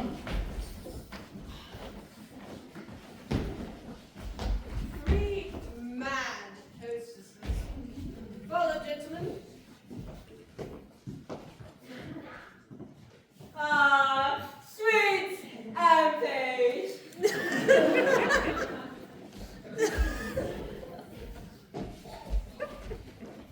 Ha! Do I perceive that? Have you make it sort of us? Ha ha! This is well.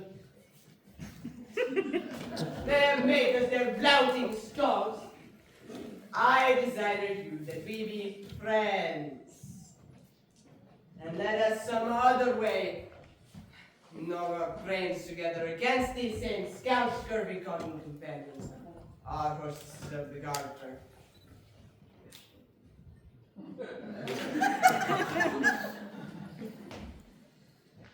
With all my heart, I will smite their noddles. Pray you follow.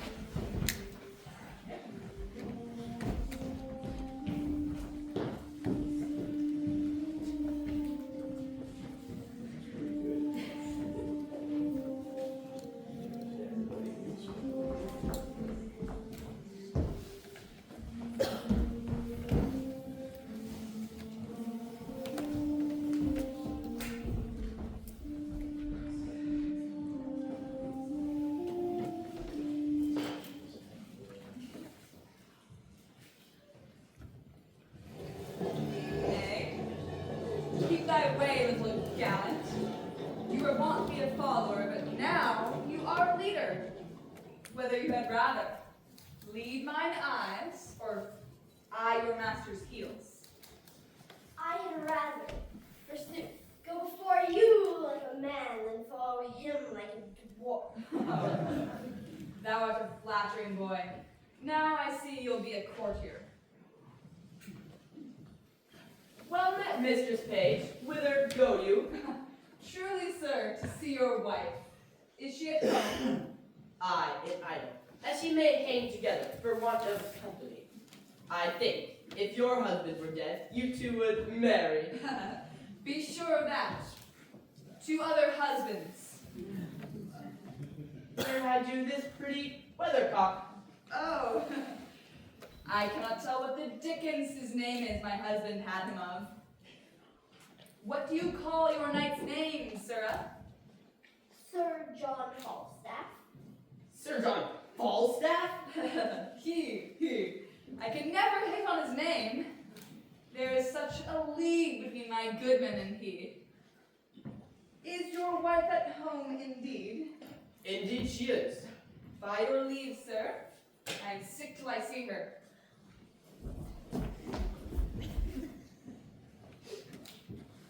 Hath Page any brains? Hath he any eyes? Hath he any thinking? Sure they have slept. Yet no use for them. Why, this boy will carry a letter 20 miles as easily as they can and will shoot point blank 12 scores. He pieces together his wife's inclination. He gives her folly, motion, and advantage. And now, she's going to my wife, with Falstaff's boy with her. A man may hear the shower sing in the wind, and Falstaff's boy with her. Good plots they have laid, and our revolting wives share damnation together. Well, I will take him, then torture my wife, pluck the borrowed veil of modesty from the so-seeming Mistress Page, divulge Page himself for the sincere and willful Accaton, and to these violent proceedings all my neighbors shall cry Angus.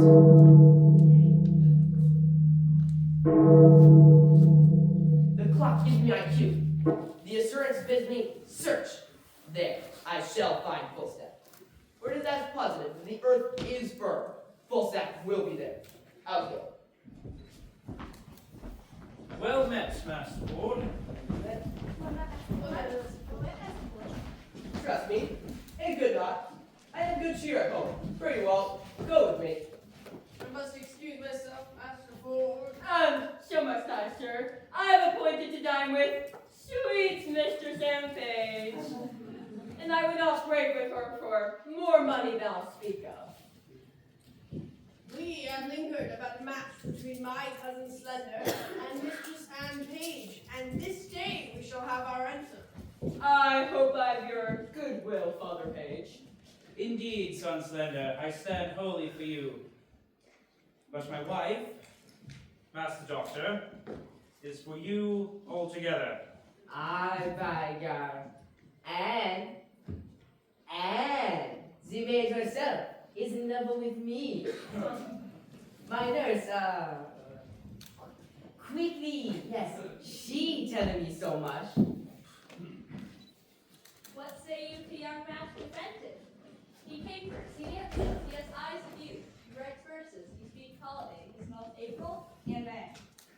He will carry it. He will carry it. 'Tis in his buttons. He will carry it. Not by my consent, I promise you. The gentleman is of no having. He kept company with the wild prince and toys. He is of too high a region. He knows too much. Nay, he shall not knit a knot in his fortunes with the finger of my substance. If he take her, let him take her simply. The wealth I have waits on my consent, and my consent goes not that way. Well, I beseech you, some of you go home with dinner to me. Besides your cheer, you shall have sport. We'll show you a monster. Master Doctor, you shall go. So shall you, Page. And you, Sir Hugh. Well, fare you well. We shall have the freer wooing at Master Taser's. Go home, shall I be? I can wait on. Now, Take those roses out of your mouth.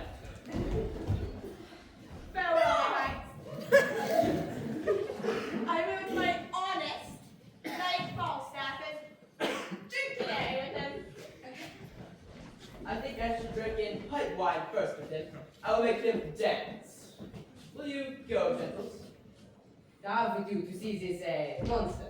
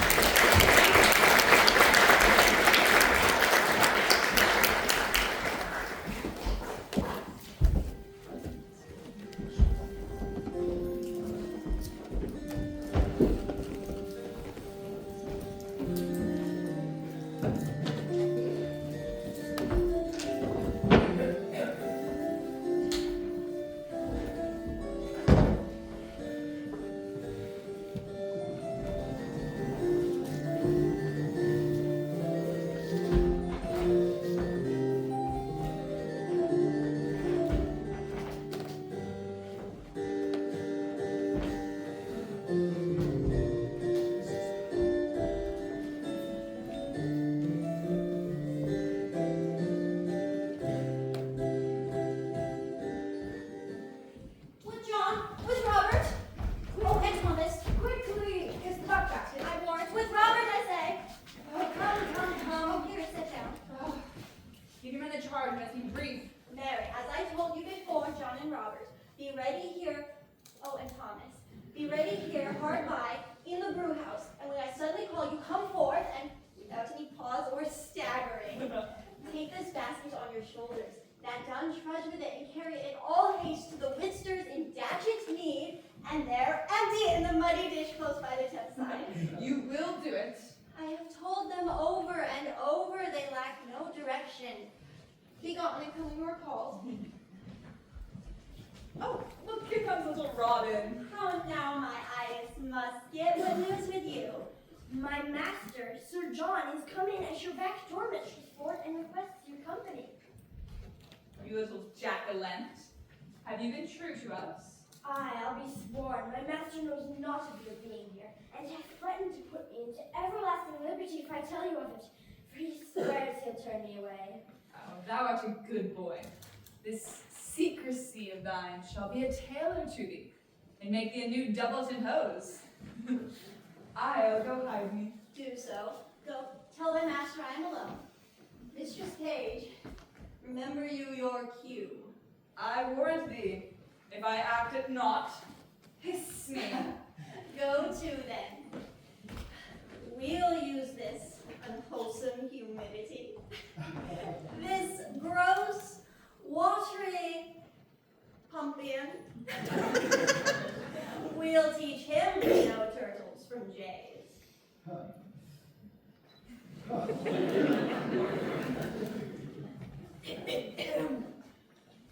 Have I caught thee, my heavenly jewel? Why now, let me die. Oh. This is the period of my ambition, oh, this blessed happy hour. Oh. Sweet Sir John. Mistress Ford, I cannot cog, I cannot faint. Now shall I sin in my wish. I wish thy husband were dead. Oh. Nay, I'll speak it before the best Lord. I would make thee.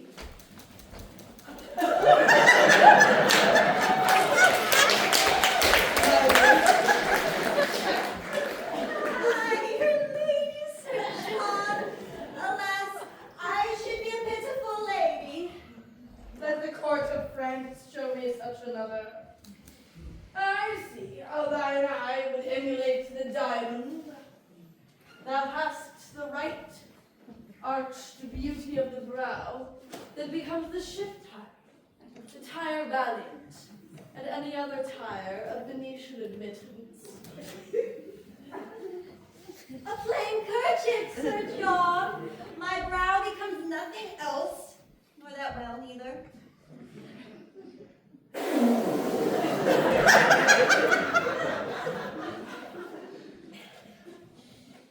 Oh, the tyrant to say so. You would make an absolute courtier.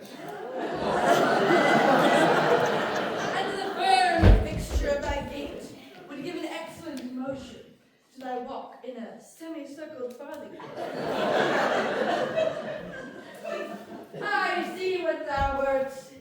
fortune thy foe were not, nature thy friend. Come, thou canst not hide it. Believe me, sir, there's no such thing in me.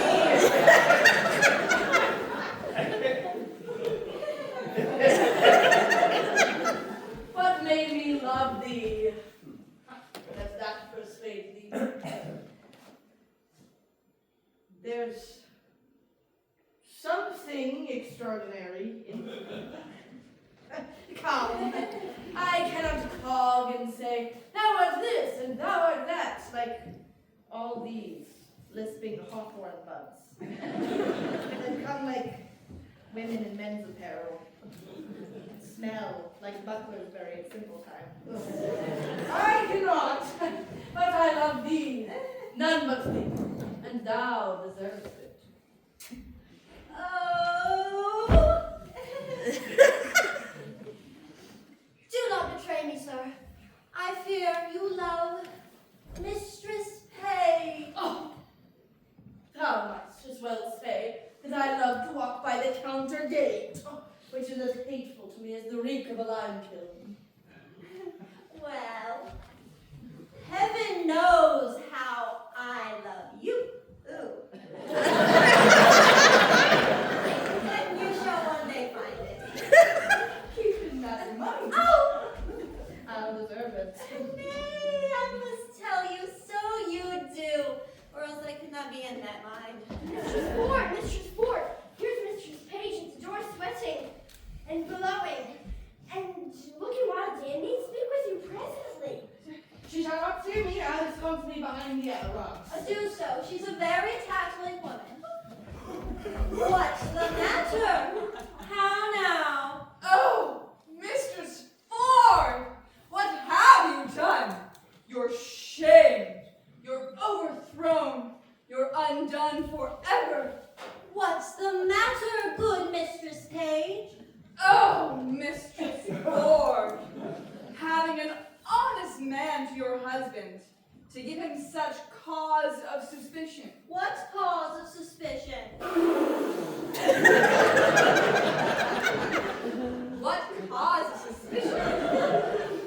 Out upon you. How I am mistook in you. Why, alas, what's the matter? Oh, woman, your husband's coming hither. No. With all the officers in Windsor. Oh, the heavens! To search for a man, he says is here now, in the house, by your consent, to take an ill advantage of his absence. Oh, I say to not! You are undone, but I come before to tell you, if you know yourself clear, why, I am glad of it. But if you have a friend here, convey him out. Be not amazed. Call all your senses to you. Defend your reputation, or bid farewell to your good life forever. What shall I do? There is a gentleman, my dear friend. And I fear not so much my own shame as much as his peril. Oh, I'd rather than £1,000 you were out of the house. For shame! Never stand you had rather, or you had rather. Your husband's here at hand. Oh! Bethink you of some conveyance. In the house you cannot hide him. Oh, how you have deceived me. Oh. Look. Here's a basket. If he be of any reasonable stature, you may creep in here and throw foul linen upon him as if you were going to bucking. Or, it is wanting time, send him by your 3 men to Datchet Mead. No, he's too big to go in there. What shall I do? Let me see it. Let me see it. I'll in. Follow your friend's counsel. I'll in. What? Sir John Falstaff?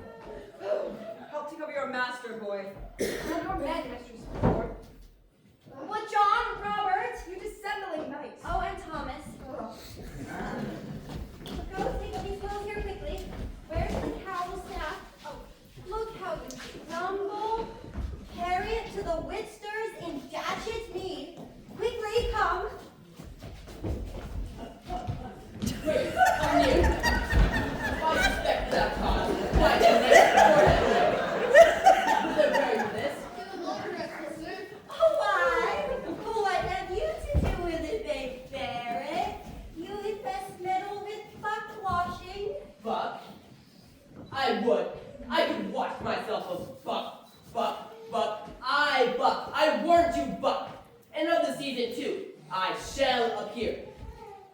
Gentlemen, I have a dream tonight. I will tell you my dream. Here be my keys. Ascend my chamber. Search, seek, find out. I'll warrant you. We'll unhandle the fox. Let me stop this way first. So now, untake. Good Master Ford, be contented. You wrong yourself too much. True, Master Page. I beseech you, gentlemen, you shall see sport anon. We follow. This is very fantastic of humors and jealousies. Oh, by God. But that is not like this in France. That is not this jealousy in France. Let's follow him, gentlemen. See the issue of his search. Is there not a double excellency in this? I know not which pleases me better, that my husband is deceived, or Sir John. What a taking was it when your husband asked, who was in the basket? I am half afraid he will have need of washing. So throwing him into that water will do him a benefit. Hang him, dishonest rascal. I would all of the same strain were in the same distress. His dissolute disease will scarce obey this medicine. Shall we send that foolish carrion mistress quickly to him, to excuse his throwing into the river, to give him another hope, and betray him to another punishment? Oh, we will do it. Let him be sent for tomorrow, 8 o'clock, to have amends. I cannot find him. Maybe the knave bragged that he cannot come past. Heard you that? You use me well, Master Ford, do you? I do so. Heaven make you better than your thoughts. Amen. You do yourself mighty wrong, Master Ford. I must bear it. If there be anybody in the house and in the chambers and the coffers and the presses, heaven forgive my sins at the day of judgment. And nor I too. There are no bodies. There are no bodies. Fie, Master Ford. Are you not ashamed? What spirit, what devil suggests this imagination? I would not have your distemper of this kind for the wealth of Windsor Castle. I suffer for it, Master Page. You whom I shall suffer for a bad conscience. Your wife is as honest a woman as I would desire among 5,502. Aye, she is a honest woman. Well, I promised you dinner. Come, walk in the park. Pray, pardon, I'll make known to you why I have done all of this. Come, wife, come. Mistress Page, pray, pardon. Pray, heartily, pardon.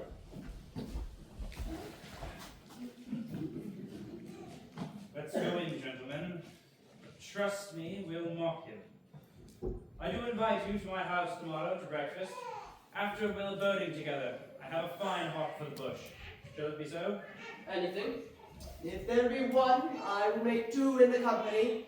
And if there be one or two, I shall make a deter.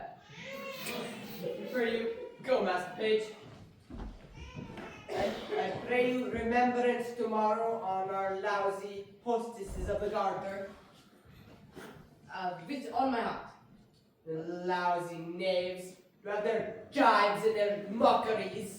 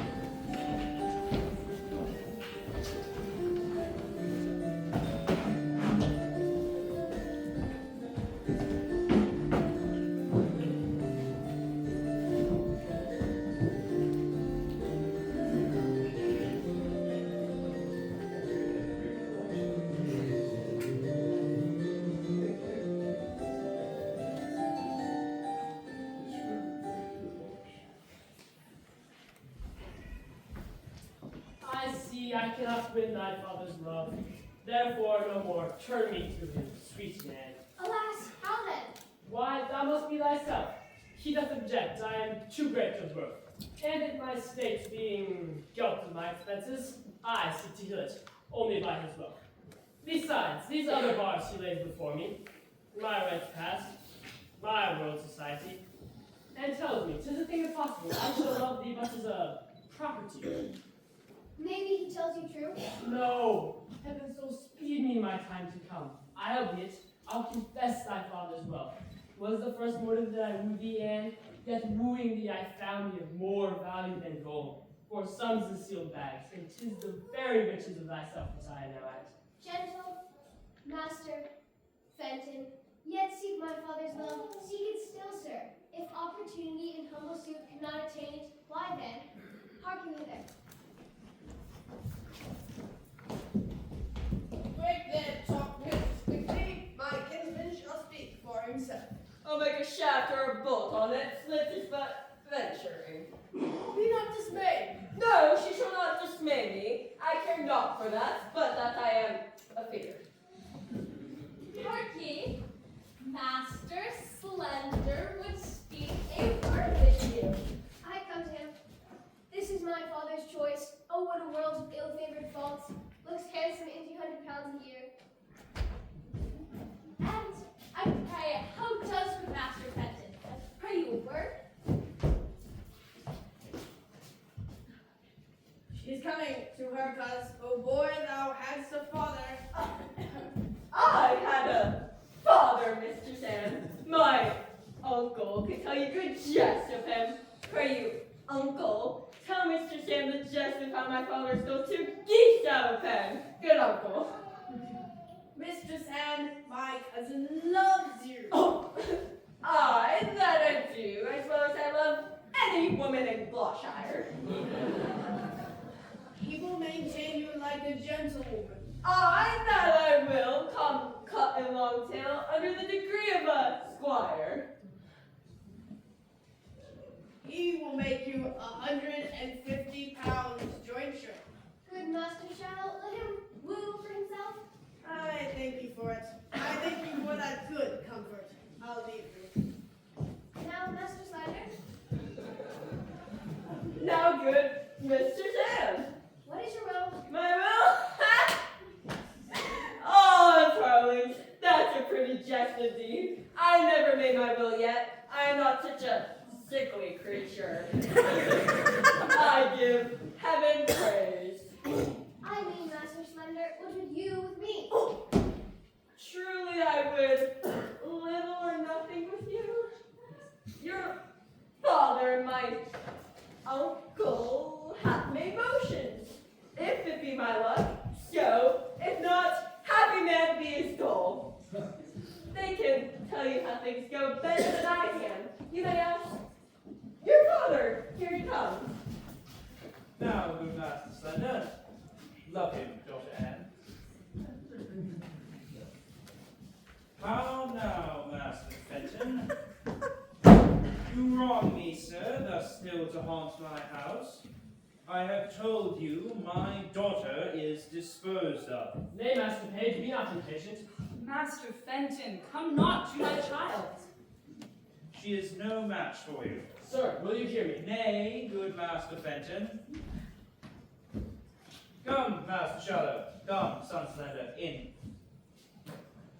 Thus knowing my mind, you wrong me, Master Fenton.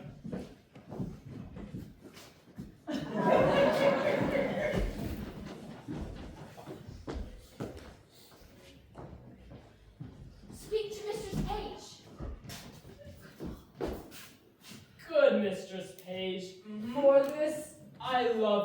doctor, in such a righteous fashion, as I do profess, against all checks, reductions, and manners.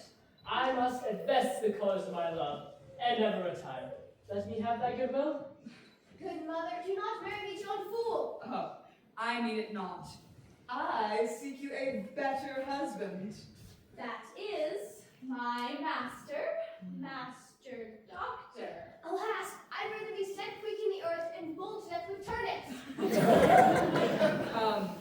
Trouble not yourself. Master Fenton, I will not be your friend, nor enemy. My daughter will I question how she loves you, and as I find her, so am I affected. Till then, farewell, sir. She must needs go in, her father will be angry. Farewell, gentle mistress. Farewell, man.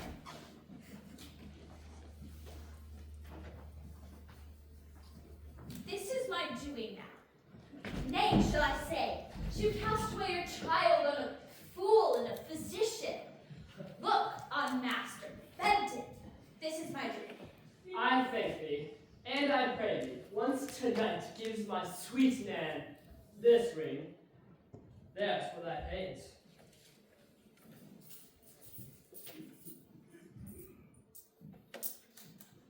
Heaven send thee good fortune.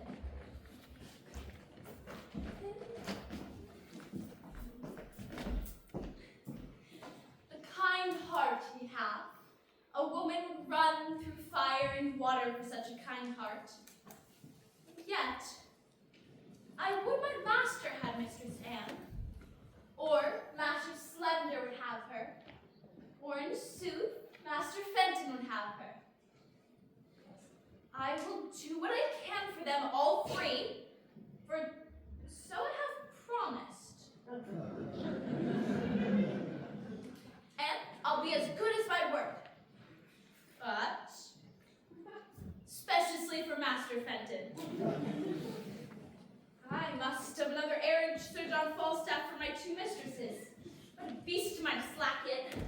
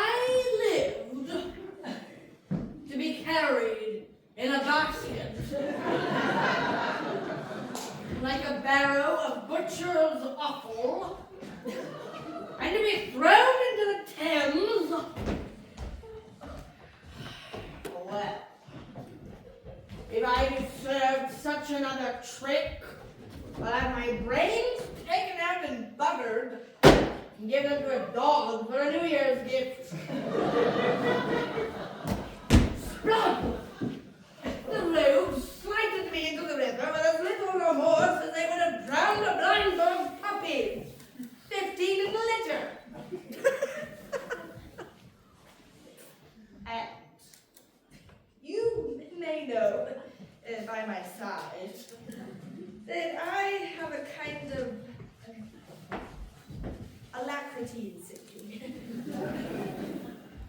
bottom were as deep as hell, I should die. I would have been drowned, but that the shore was shelby and shallow, a death that I abhor. For the water swells from it. But what a thing would I have been if I had been swelled. By the Lord, I would have been a mountain of blubber. Here's one Mistress quickly, sir, to speak with you. Come, let me pour in some sack to the Thames water. For my belly's as cold as if I'd swallowed snowballs for pills to cool my kidneys.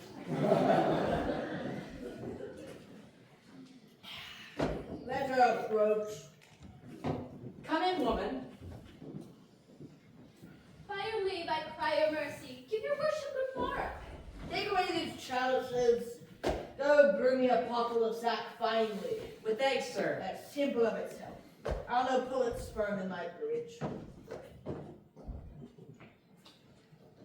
How now? I come to your worship from Mistress Ford. Mistress Ford. I've had enough of Ford. I was thrown into the Ford. I have my belly full of Ford. Alas the day, good heart. That was not her fault.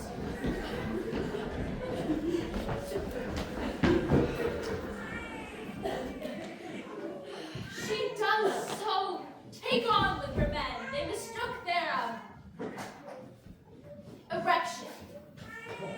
So did I mine to build upon a foolish woman's promise. Well, she laments for it, sir. So much that it would yearn your heart to see it. Her husband goes this morning a burden between 8 and 9. She desires you once more to come to her. I must carry her words quickly. She'll make you amends, I warrant you. Well, I will visit her. Tell her so. And bid her think what a man is. Let her consider my frailty. And then judge of my merit. I will tell her. Do so then. Be gone. Peace be with you, sir. I marvel I hear not of Master Brooke. He sent me word to stay within. I like his money well. Oh, here it comes. God bless you, sir. Now, Master Brooke, you come to know what has passed between me and Ford's wife. That indeed, Sir John, is my business. I will not lie to you, sir. I was at her house the hour appointed me. Sped you, sir? Very ill-favoredly, Master Brooke. How so, sir? Did she change her determination? No, Master Brooke. But the Peking cornuto, her husband, Master Brooke, dwelling in a continual alarm of jealousy, comes in the instant of our encounter. After we had embraced, kissed, protested, and as it were spoke the prologue of our comedy, and at his heels, a rabble of his companions, thither provoked and instigated by his distemper, and forsooth, to search the house for his wife's love. What? While you were there? While I was there. And did he search for you? And could he find you? You shall hear, Master Brooke. As good luck would have it, comes in one Mistress Page, gives intelligence of Ford's approach, and in her invention and Ford's wife's distraction, conveyed me into a buck basket. A buck basket? By the Lord, a buck basket! Rammed me in with towels, shirts, and smocks, socks, dirty stockings, greasy napkins, and Master Brooke. There's the rankest compound of villainous smell that ever offended the nostril. How long lay you there? Nay, you shall hear what I have suffered to bring this woman to evil for your good. Being thus crammed in the basket, a couple of foreign knaves besides were called forth by their mistress to carry me in the name of foul linens to Datchetland. Taking me on their shoulders, they met the jealous knave, their master, in the doorway, who once or twice asked them what they had in the basket. I quaked for fear lest the lunatic knave should have searched it, but fate, ordaining he should be a cuckold, stayed his hand. Well, on went he for his search, and away went I for dirty underwear. But mark the sequel, Master Brooks. I suffered the pangs of 3 several deaths.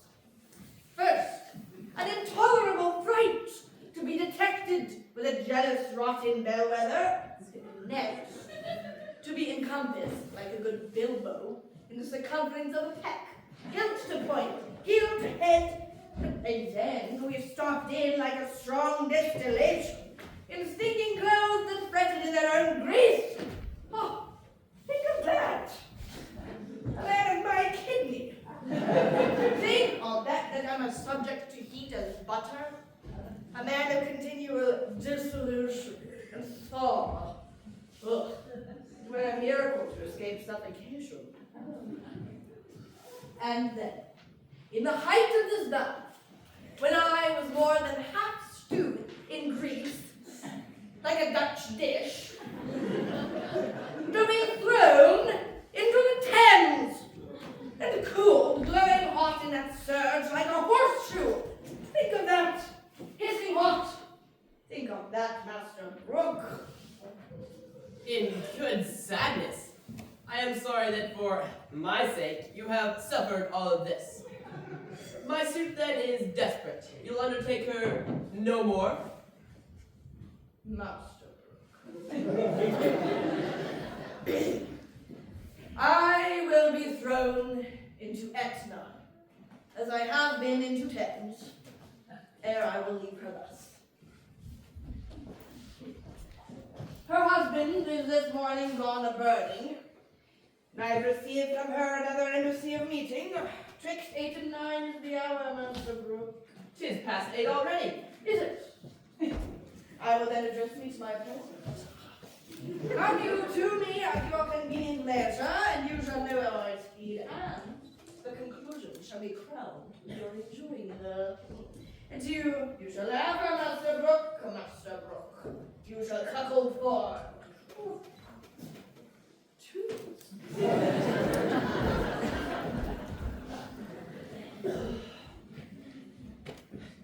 Is this a vision? Is this a dream? Do I sleep, Master Ford? Awake, awake, Master Ford. Does this who have linen? Does this who have buck basket? Well, I will proclaim myself what I am. He is at my house. He cannot escape me. 'Tis impossible he should. Unless the devil that guides him should aid him, I will search impossible places. Though what I am, I cannot avoid. Yet to be what I would not, shall not make me tame. If I have horns to make one mad, let the proverb go with me. I'll be horn mad.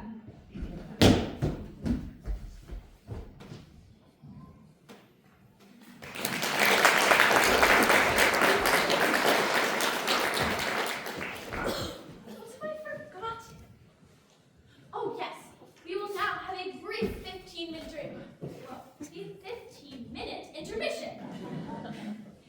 There will be concessions out the back. Please do not bring food into the theater. There are restrooms to the left down the stairs. And I have one more thing. If you have a silver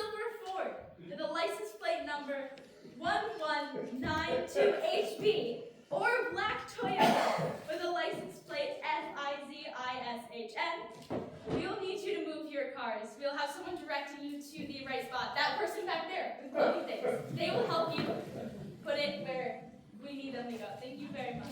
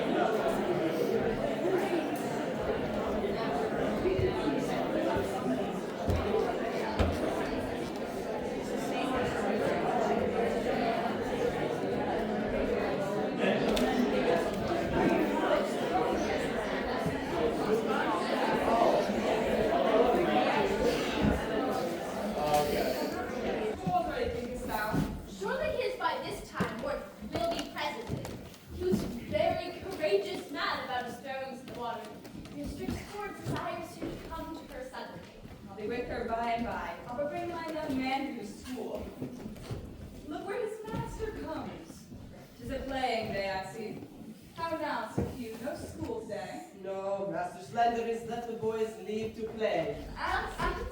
On his heart for it. Sir Hugh, my husband says my son profits nothing in the world at this book. I pray you, ask him some questions in his accents. Come hither, William. Come, hold up your head. Come on, sir. Hold up your head. Answer your master. Be not afraid. How many numbers are in nouns, William? 2. Truly, I thought there had been one number more, for as they say, odds now. Peace your tatlins.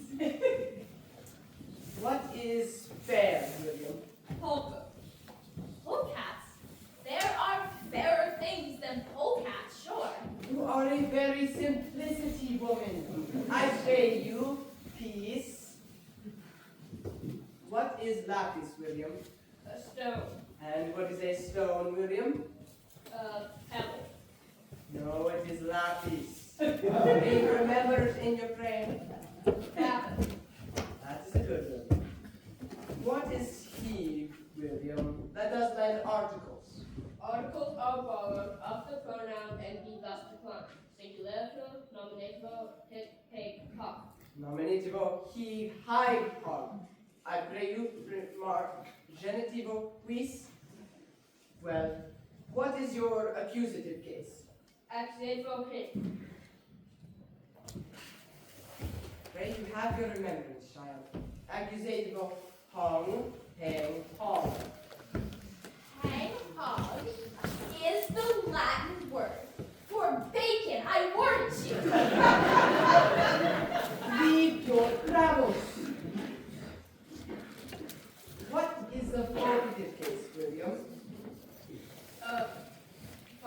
vocative, Remember, William, vocative is correct. And that's good root. Woman, forbear! Peace. What is your genitive case plural, William? Genitive case? I. Genitive. Poem, hill, bull. Vengeance of Ginny's case.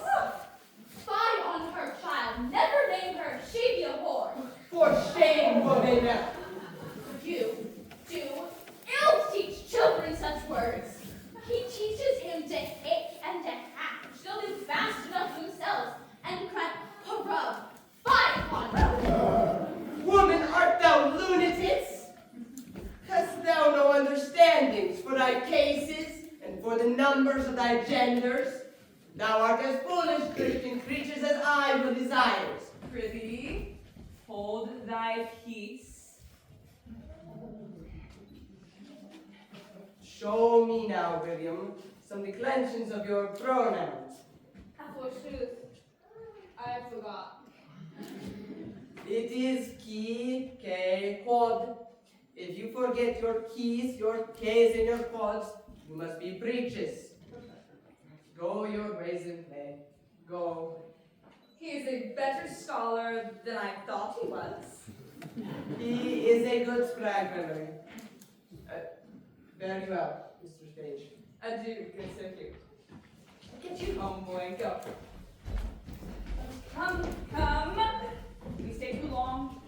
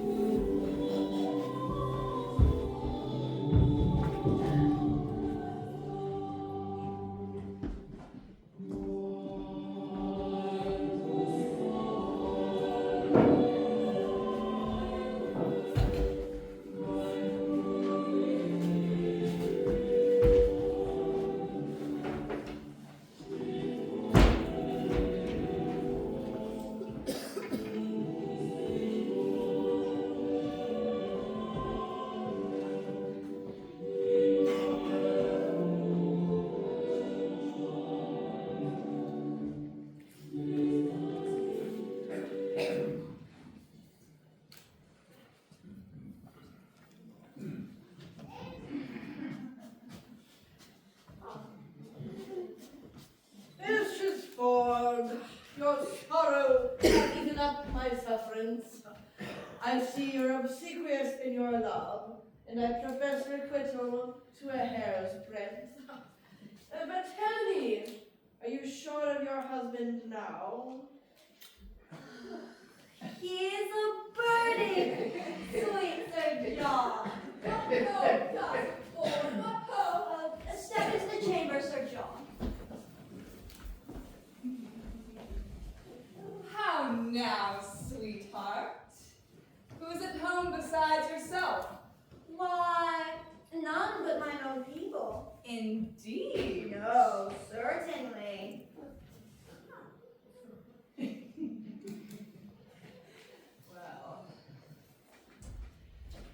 Why, I am so glad you have nobody here. Why? Why, woman? Your husband is at his old loons again. He so takes on yonder with my husband, so rails against all married mankind, so curses all Eve's daughters of what complexion soever, and so buffets himself on the forehead, crying, "Hear out, hear out." At any madness I ever yet beheld seemed but as tameness, civility, and patience compared to this distemper he is in now. But I am glad the fat knight is not here. Why does he speak of him? Of none but him. Protests to my husband. He was carried out the last time we searched for him in a basket. Protests to my husband. He is now here, and hath drawn him and the rest of their company from their sport to make another experiment of his suspicion. But I am glad the fat knight is not here. Now we shall see his own foolery. How near is my husband, Mistress Page? Hard by at street end. He will be here anon. I am undone. The knight is here. Why then? You are utterly shamed, and he's but a dead man. Away with him! Away with him! Better shame than murder. Which way should he go? How should I bestow him? Shall I put him in the basket again? No!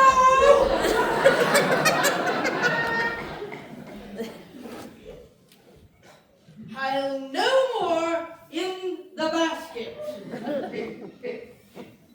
May I not go out and come in? Alas, 3 of Master Ford's brothers watch the door with pistols, that none shall issue out. Otherwise, he might slip away ere he came. But what make you here? What shall I do? I'll climb into the chimney. They always used to discharge their burning pieces. Creep into the kiln hole. Where is it? He will look there on my word. Neither press, coffer, chest, trunk, well, a vault, but he hath an abstract for remembrance of such places, and goes to them by his note. There is no hiding you in the house. I'll go out then. If you go out in your own semblance, you die, Sir John. Oh, no! Unless you go out disguised. Oh. How might we disguise him? Alas, the day I know not. There's no woman's gown big enough for him. Or else he might put on a hat, a muffler, and a kerchief, and so escape. Good heart devise something, any extremity, rather than mischief. My maid's aunt, the fat woman of Brentford, has a gown above. On my word, it will fit him. She's as big as he is. Run up, Sir John. Go, sweet Sir John. Mistress Page and I will look some linen for your head. We'll come and dress you straight, from the gown the while. I would my husband would meet him in this shape. He cannot abide the old woman of Brentford. He swears she's a witch, forbade her my house, and hath threatened to beat her. Oh, heaven guide him to thy husband's cudgel, and the devil guide his cudgel afterwards. How near is my husband, Mistress Page? Hard by at street end. He'll be here anon. He is coming, in good sadness is he, and talks to the basket too. Howsoever he hath had intelligence. We'll try that. I'll appoint my men to carry the basket again. Oh. To meet him at the door with it, as they did last time. Nay, but he'll be here presently. Let's go dress him like the fat witch of Brentford. I'll first direct my men what they should do with the basket. Go up, I'll bring linen for him straight. Hang him, dishonest varlet. We cannot misuse him enough. We will leave a proof by that which we do. Wives may be merry, and yet honest too. We do not act that often jest and laugh. 'Tis old but true. Still swine eats all the draft. Go, sirs, take this basket again on your shoulders. Your master's hard at door. If he bid you set it down, obey him. Quickly dispatch. Come, take it not be full of night again. I hope not. I'd like to bear so much lead. I wouldn't provide true, Master Page. Have you any way of unfolding me again? Set down the basket, villain. Somebody calls my wife youth in a basket. Oh, panderly rascal. There is a knot, a game, a pact, a conspiracy against me. What wife, I say, come forth.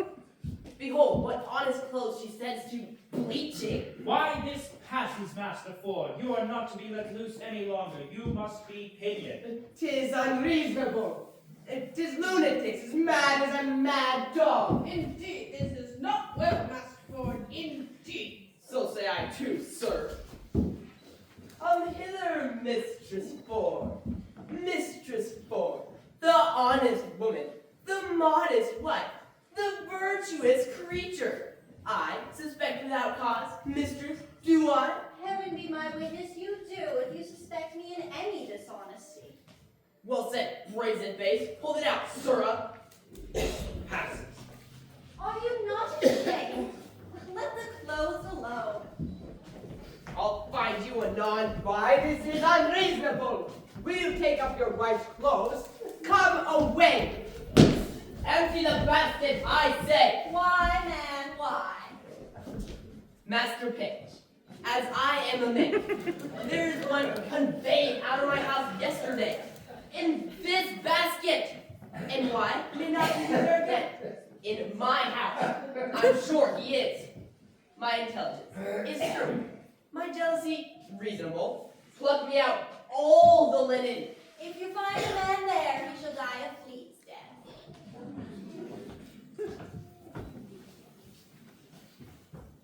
Here's no man. By my fidelity, this is not well, Master Ford. This wrongs you. Master Ford, you must pray and not follow the imaginations of your own heart. This is jealousies. Well, he's not there I seek for. Nay, nor anywhere else but in your brain. Help me to search my house this one time. If I find not what I seek, show no color of my extremity. Let them say of me as jealous as Ford. This searched a hollow walnut for his wife's laments. Satisfy me once more. Once more, search with me. Mistress Page, what ho, come you and the old woman down. My husband will step into the chamber. Old woman? What old woman's that? Why, he is my maid's aunt of Brentford. A witch! A queen! A cozening queen! Have I not forbid her my house? She comes on errands, does she? We are simple men. We do not know comes to pass in the performance of fortune tellers. She works by spells, by charms, by the figure.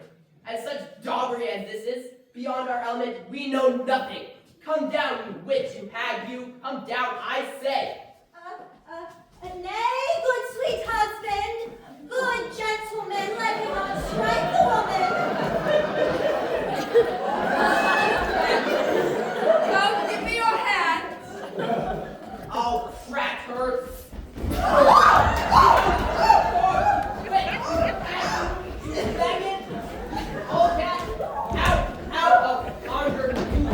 Foretell you. Are you not ashamed? I think you have killed the old woman. Nay, he will do it. 'Tis a goodly credit for you. Hater witch. By yea and no, I think the woman is a witch indeed. I like not when a woman has a great beard. I spy a great beard under her muffler. Follow, gentlemen. I beseech you, follow. See but the issue of my jealousy. If I cry out thus upon no trip, never trust me when I open again. Let's obey his humor a little further, gentlemen. Follow.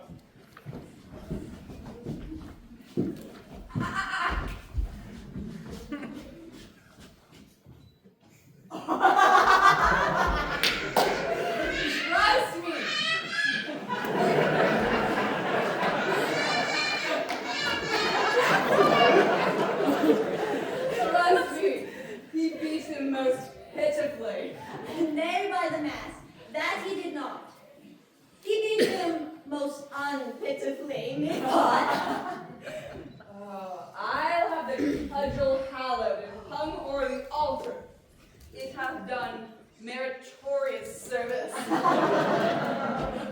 What think you? May we, with the warrants of womanhood and the witness of a good conscience, pursue Sir John with any further revenge? The spirit of wantonness is sure scared out of him. If the devil have him not in fee simple with fine and recovery, he will never, I think, in the way of waste, attempt us again. Shall we tell our husbands how we have served him? Yes, by all means. If it be only to scrape the figures from your husband's brains. If they can find it in their hearts that the poor, unvirtuous, fat knight shall be any further afflicted, we too shall still be the ministers. I warrant they'll have him publicly shamed. And methinks there would be no period to the jest should he not be publicly shamed. Come, choose a forge with it, then shape it. I would not have things cool.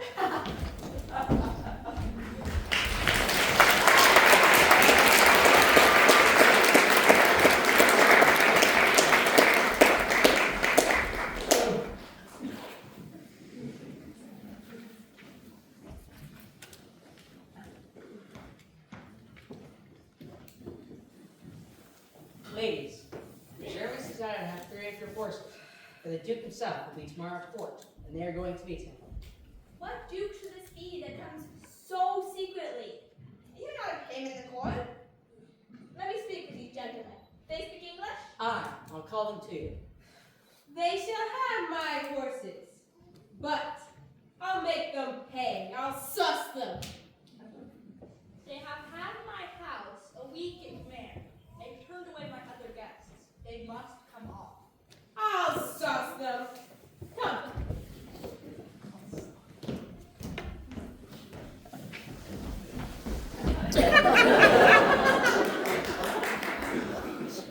It is one of the best discretions of a woman as ever I did look upon. Did he send you both these letters such an instant? Within a quarter of an hour. Pardon me, wife. Henceforth, do what thou wilt. I would rather suspect the sun with cold than thee with wantonness. And doth thy honor stand in him that was of late inheritance, as firm as faith? 'Tis well, 'tis well. But be not as extreme in submission as an offense. But let our plot go forward. Let our wives yet once again make us public sport. Let them arrange a meeting with this old, fat fellow, where we may take him and disgrace him for it. There is no better way than that they spoke of. What, to meet him in the park at midnight? Fie, he'll never come. You say he has been thrown into the rivers and has been grievously beaten as an old woman. Methinks there should be terrors in him that he should not come. Methinks his flesh is punished. So think I too. Devise but how you'll use him when he comes, and let us two devise to bring him thither. There is an old tale, goes Herne the Hunter, sometime a keeper here in Windsor Forest, doth all the winter time at still midnight walk round about an oak with great ragged horns, and there he blasts the tree and takes the cattle and makes the milk brine yield blood and shakes a chain in the most hideous and dreadful manner. You have heard of such a spirit, and well you know the superstitious, idle-headed eld received and did deliver to our age this tale of Herne the Hunter for a truth. There want not many that in deep of night do fear to walk by this Herne's oak, but what of this? Mary, this is our device, that Falstaff at that oak should meet with us. Yes, that likewise we have thought upon, and thus. Man, page my daughter, and my little son, and 3 or 4 more of their growth will dress like urchins out in fairies, with crowns of wax and tapers on their heads and rattles in their hands. Upon a sudden, when Falstaff she and I are newly met. Let them from before the saw pit rush at once with some diffused song. Upon their sight, we two in great amazement will fly, and then let them encircle him all about, and fairy-like, to pinch the unwilling knight, and ask him why that hour of fairy revel, in their so sacred paths he dares to tread in shape profane. Until he tells true, let the supposed fairies pinch him sound and burn him with their tapers. Yes, the truth being known, we'll present ourselves, discord the spirit, and mock him home to Windsor. The children must be practiced well for this, or they'll never do it. I will teach them their behaviors, and I will do like a jackanapes to burn the night with my taper. My man shall be queen of all the fairies, finely attired in a robe of white. That silk shall I go by, and in that time shall Master Slender steal my man away and marry her at Eton. Go, send Falstaff straight. Nay, I'll to him again in name of Brooke. He'll tell me his purpose. Sure, he'll come. Fear not do that. Going by its properties and tricking for our fairies. Let us about it. It is admirable pleasures and very honest knaveries. Go. Send quickly to Sir John to know his mind. I'll to the doctor. He hath my goodwill, and none but he to marry with Nan Page. That Slender, though well landed, is an idiot! And he my husband best of all effects. The doctor is well moneyed, his friends potent at court. He, and none but he, shall have Anne Page, though 20,000 worthier come to crave her.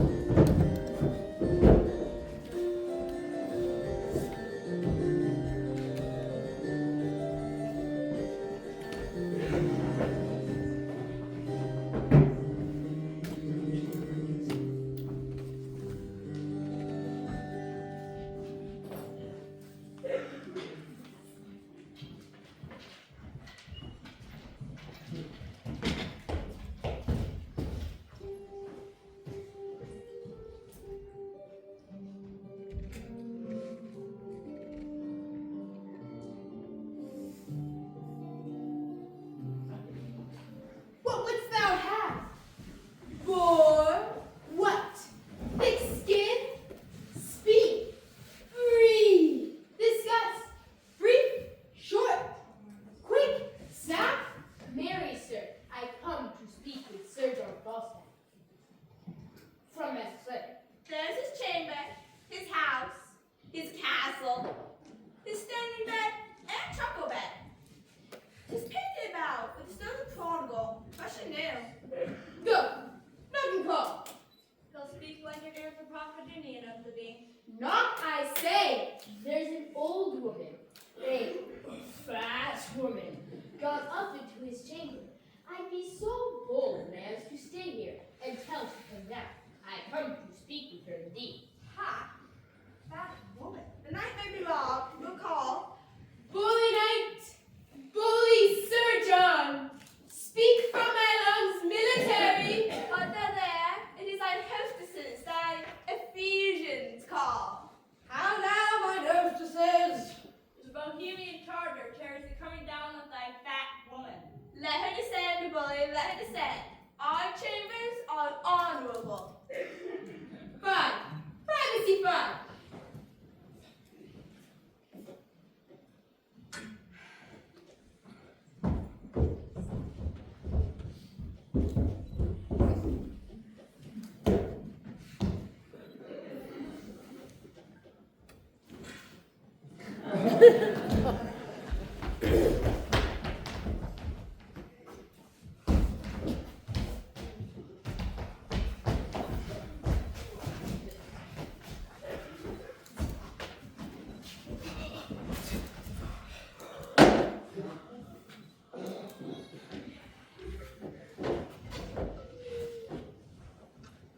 There was, right, who's this? The old fat woman, even now with me, but she's gone. Pray you, sir. Was it not the wise woman of Brentford? Mary, was it, Muscle Shell? What would you with her? My master, sir. My master, slender, sir. Seeing her go through the streets. I know, sir, whither one name, sir, who beguiled him of the chain. Had he a chain? Oh, no. I spake with the old woman about it. And what says she? I pray, sir. Mary, she says that the same man that beguiled him of the chain cozened him of it. I would, I could, have spoken with the woman about herself. I had other things to have spoken with her too. From it. Well, with Harley, let us know. I come, quick! I may not conceal them. Conceal them or thou diest! Why, ma'am? They're nothing but about Mistress Anne Page. To see if it was my master's fortune to have her or no. Tis his fortune What, sir? to have her or no. May I be bold to say so, sir? Aye, sir, like who more bold? I thank your worship. I will make my master glad with these tidings.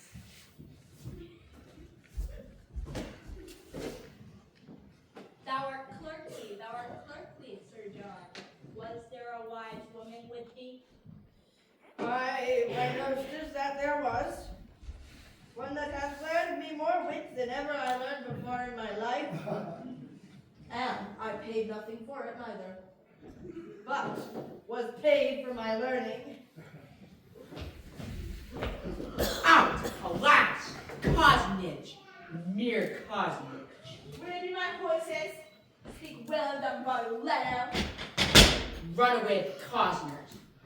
For so soon as I came beyond Eton, they came up from behind and threw me off into a slough of mire, to spurs away like 3 German devils, 3 doctor, foxes.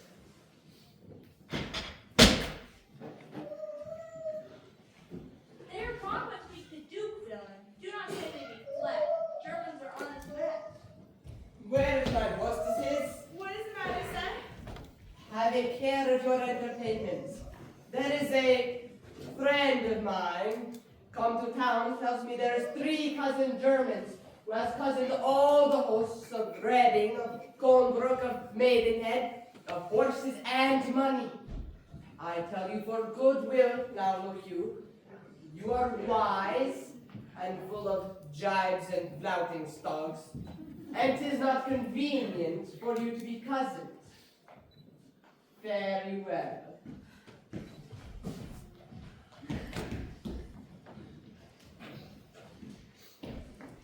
Oh, where is my hostess, the daughter? Here, Master Doctor, in perplexity and doubtful dilemma. Huh. Well, I cannot tell what is that. But it tells me that you make a grand preparation for a Duke de Germany. Well, try my shot.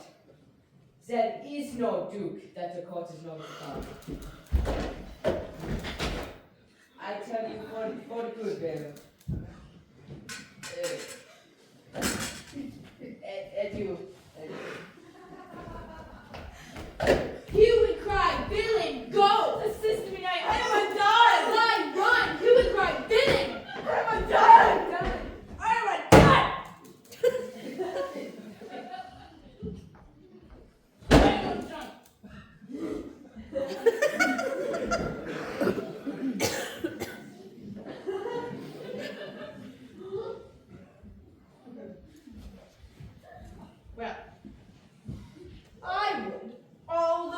world might be cozened, for I have been cozened, and beaten too.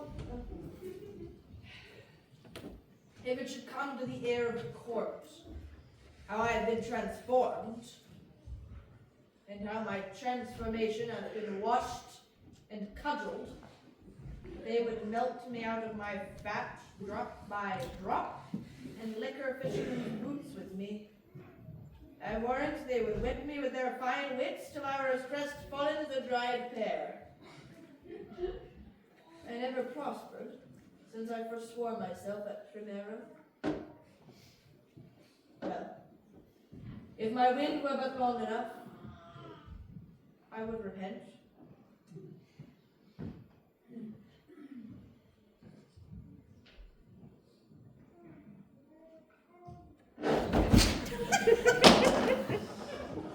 Now whence come you? From the two parties, forsooth. The devil did one party, and is damned the other, and so they shall be both bestowed. I have suffered more for their sakes, more than the villainous inconstancy of man's disposition is able to bear. And have they not suffered? Yes, speciously one of them. Mistress Ford, good heart, is beaten black and blue that you cannot see a white spot about her. What canst thou me of black and blue? I myself was beaten into all the colors of the rainbow, and was like to be apprehended for the witch of Brentford. If it had not been for my admirable dexterity of wit, counterfeiting the action of an old woman, the knave constable would have set me in the stocks, in the common stocks, for a witch. Sir, let me speak with you in your chamber, and then you can hear how things go, and to your content. Here is a letter that will say somewhat. What ado here is to bring you together. Surely one of you does not serve heaven well that you are so crossed. Come up into my chamber.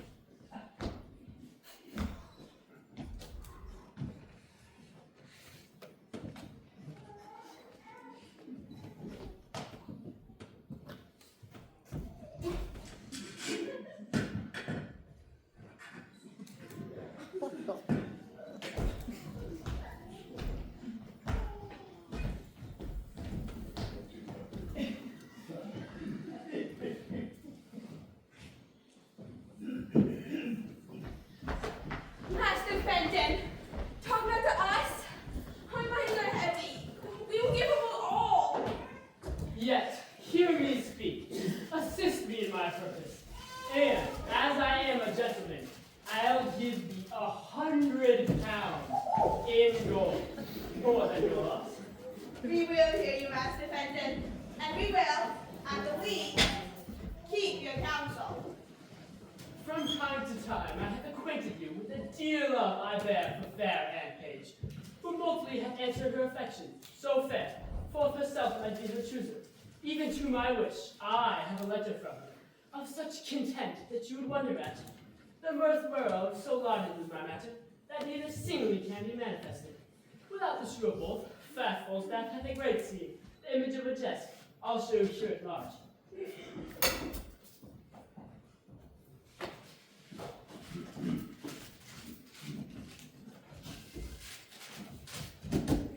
Hark, my good hostesses, tonight at Hearn's Oak, just twixt 12 and 1, must my sweet Nan present the Fairy Queen. The purpose lies here, in which disguise, while others just are something rank of foot, her father hath commanded her to slip a wayward slender, and with him at Eden immediately to marry. Her mother, ever strong against that match, and firm for Dr. Caius, at the point of that he shall likewise shuffle her away, while other sports are taking of their mind, and at the deanery where priest attends, straight married her. To this her mother's plot, she, seemingly obedient, hath likewise made promise to the doctor. Now thus it rests. Her father means she shall be all in white, and in that habit, when Slender sees his time to take her by the hand and bid her go, she will go with him.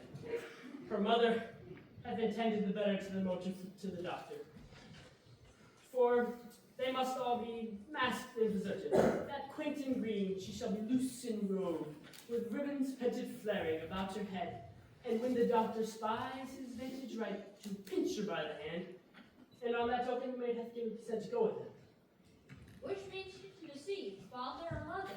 Both, my good hostess, to go along with me, and here it rests, as you'll proclaim the vicar, to stay for me at church twixt 12 and 1, and in the lawful name of marriage, to give our hearts united ceremony. Well, husband, you divide. On to the vicar. Bring me the baker, not lack priest. So shall I evermore be bound to thee. Besides, I'll make a present.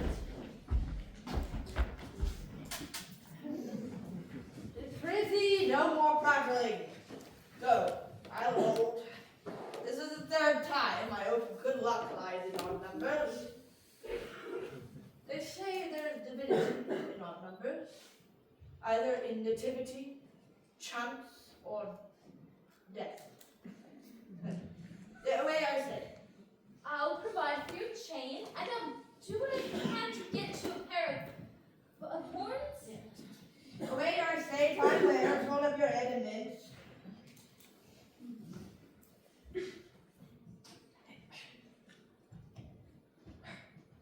How now, how's the brook? God bless you, sir. One moment.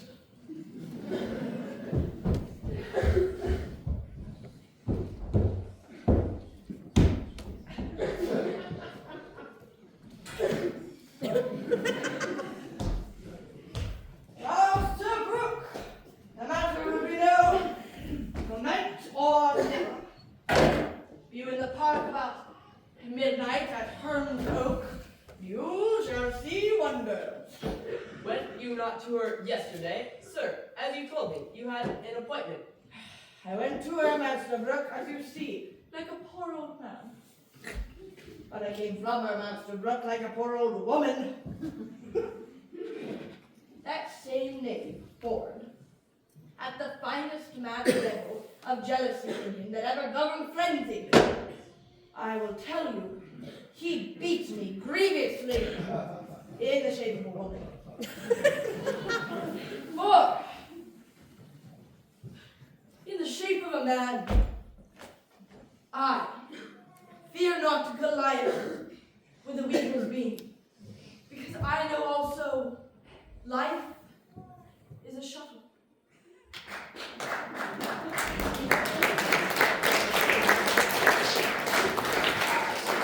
Make haste, go along with me, and I'll tell you strange things of this knave Ford until tonight.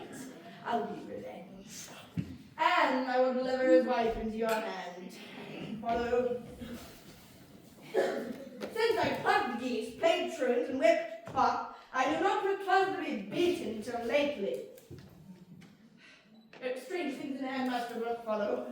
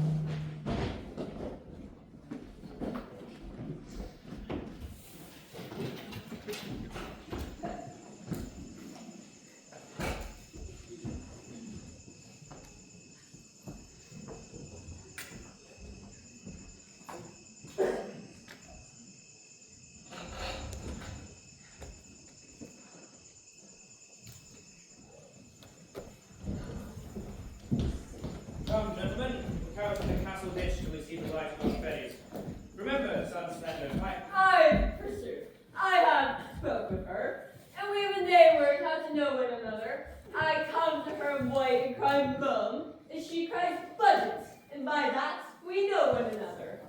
Aye, that's good too. But what needs either your mum or her budget? The whites will decipher her well enough. It has struck 10 o'clock. Come, gentlemen. The night is dark. Lights and spirits may become it well. Heaven prosper our sport. No man means evil but the devil, and we shall know him by his horns.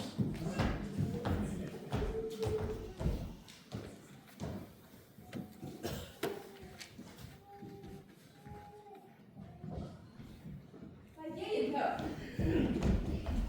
Master Doctor, my daughter. Master Doctor, my daughter is in the green. When you see your time, take her by the hand, away with her to the deanery, and dispatch it quickly.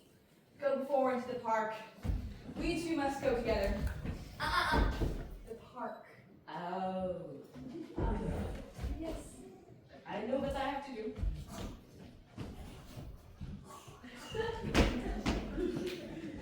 My husband will not rejoice so much at the abuse of Falstaff as he will chafe at the doctor's marrying his daughter. But 'tis no matter. Better a little chiding than a great deal of heartbreak. Where is Nan now, and her troop of fairies, and the Welsh devil Hugh? They are all couched in a pit hard by Herm's Oak, with obscured lights, which, at the very instant of Falstaff's and our meeting, they will at once display to the knight. That cannot choose but amaze him. If he be not amazed, he will be mocked. If he be amazed, he will in every way be mocked. We'll betray him finally. Against such lewdsters in their lechery, those that betray them do no treachery. The hour draws on. To the oak, to the oak.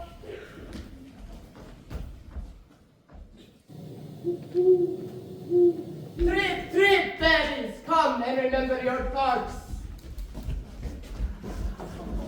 Be bold, I pray you. Follow me to the pit, and when I give the watchwords, do as I bid you. Come, come, trib, trib.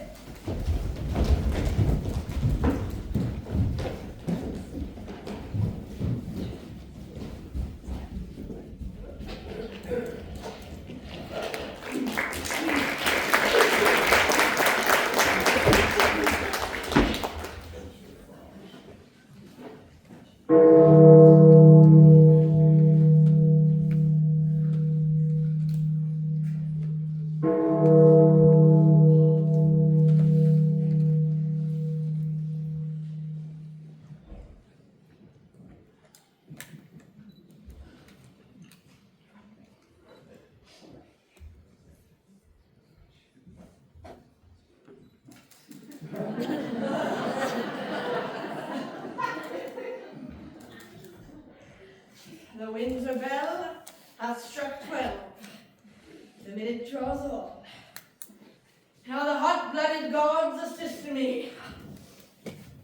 Remember, Jove, thou wast a bull for thy Europa, love set on thy horns. O powerful love that in some ways makes a man a beast, in some others makes a beast a man. You also, Jupiter, were a swan for the love of Leda, omnipotent love.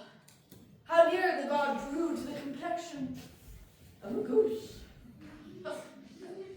Well, think on it, Jove. A fault done first in the form of a beast. Oh, Jove. Beastly fault. And then another in the semblance of a foul. Come on, Jove, a foul fault. But when gods upon backs, what shall poor men do? For me, I hear a winter stag, and the fattest, I think, in the forest. Who comes here, my doe? Sir John, art thou there, my dear, my male dear? Let there come a tempest. Let there come a tempest of provocation. I will shelter me here.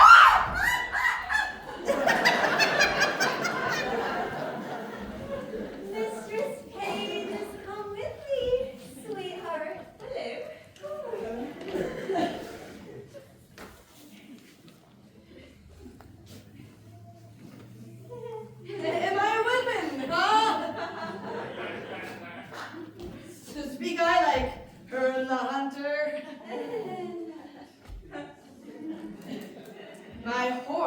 I bequeath your husband.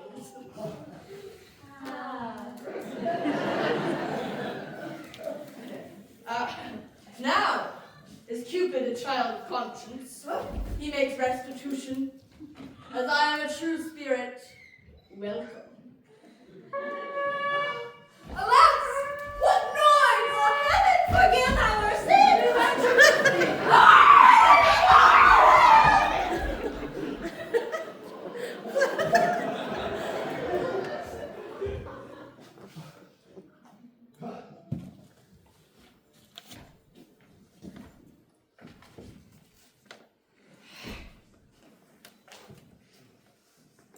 I think the devil would not have me damned, lest the oil that's in me should set hell on fire.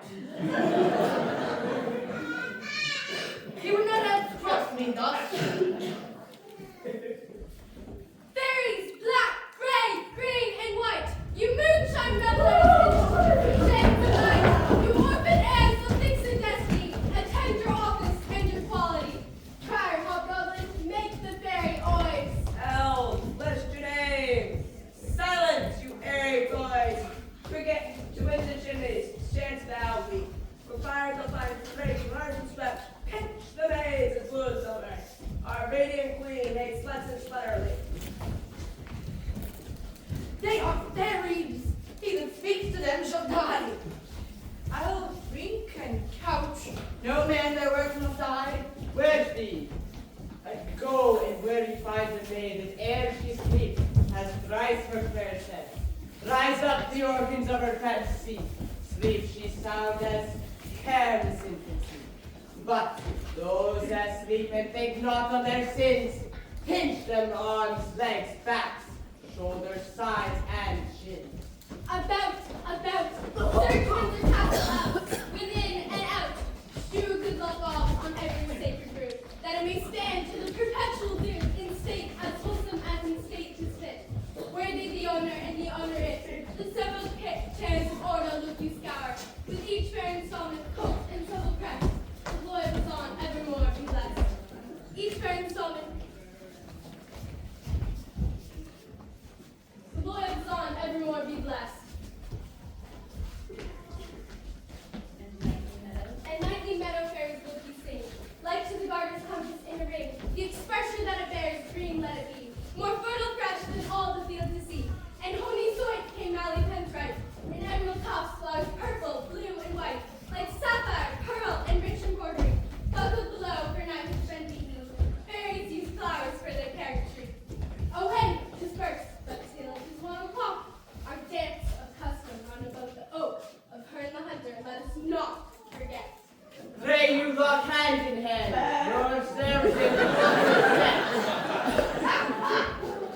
I'm 20 glowworms shall I have to guide our measure round about the tree.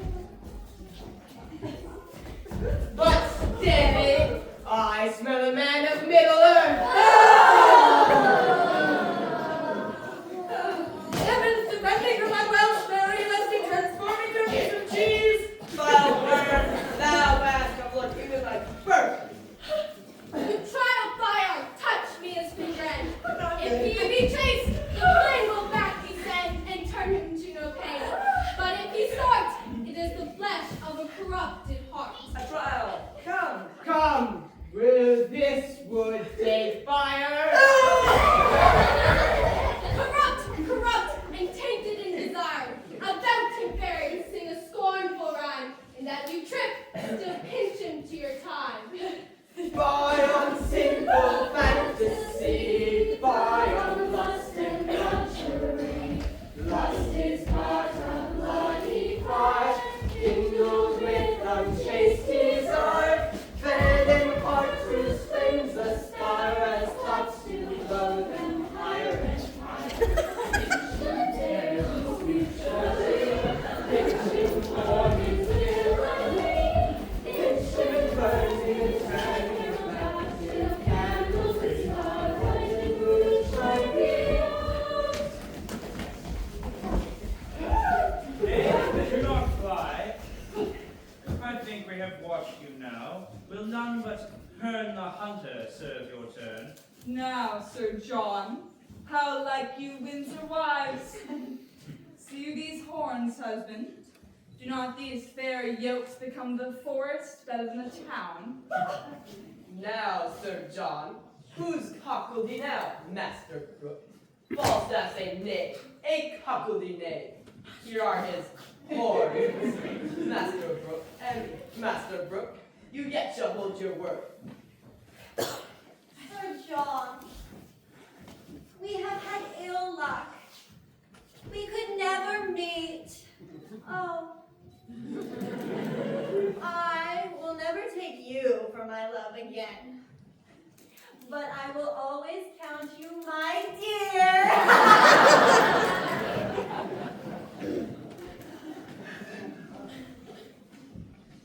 I do begin to perceive that I have made an ass. Aye, and an ox too. Both their proofs are extant. And these are not fairies. I was 3 or 4 times in the mind they were not fairies. And yet, the guiltiness of my mind, the sudden surprise of it, drove the grossness of the foppery into a received belief, despite the teeth of all reason, that they were fairies. See how wit may be made a jacqueline when it is upon ill employment. Sir John Falstaff, serve God and leave your desires, and fairies will not pinch you. Well said, Fairy Hugh. And leave you your jealousies too, I pray you. I will never mistrust my wife again, until thou art able to woo her in proper English. Have I laid my brains in the sun and dried them, that it wants matter to prevent such gross o'erreaching as this? Am I ridden with a Welsh goat, too? Shall I have a coxcomb of frieze? This time I were choked with a piece of toasted cheese. Cease is not good to give butter. Your belly is all butter. Cease and cutter? Have I lived to stand at the taunt of one who makes fritters of English? This is enough to be the decay of lust, and late night walks through the forest. What, Sir John?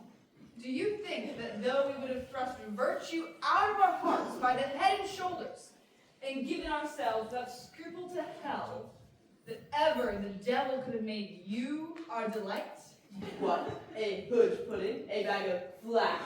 A puffed man. Old, cold, withered, and of intolerable entrails. And as slanderous as Satan. And as poor as Job. And as wicked as his wife. And given to fornications, and to taverns, and sack and wine, and to metiglins, and to drinkings, and swearings, and starings, privers and bravers. Enough! You have the start of me. I am unable to answer the Welsh flannel. I am dejected. I am your theme. Use me as you will. Marry, sir, we'll bring you to Windsor, to one Master Brooke, that you have cousin of money, to whom you should have been a pander, over and above that you have suffered. I think to repay that money will be a biting affliction. Yet be cheerful, knight. Thou shalt have a posset at my house tonight, where I shall desire thee to laugh at my wife, who now laughs at thee. Tell her Master Slender hath married her daughter. Doctors doubt that. If Anne Page be my daughter, she is by this Dr. Caius's wife. Whoa, Father Kate! Happy dispatch. Dispatch! We'll make the best and glosh I've known it when I were hanged out. Of what son? I came yonder and taught to marry Mistress Anne, and she's a great, lumbering boy. If they had not been in the church, I would have swinged him, or he should have swinged me, if I had not think it had been sweet It is a postmaster's boy! On my life, then, you took the wrong... What needs you to tell me this? I think so when I took a boy for a girl. If I had been married to him for all he was in woman's apparel, I would not have had him. Why, then, this is your own folly. Did I not tell you you should know my daughter by her garments? I went to her in white and cried Mo, and she cried budget as Anne, and I appointed, and yet it was not Anne, but postmaster's boy! Good George. Be not angry. I knew of your purpose, turned my daughter into green, and indeed she is now with the doctor at the deanery in their marriage. Where is Mistress Kate?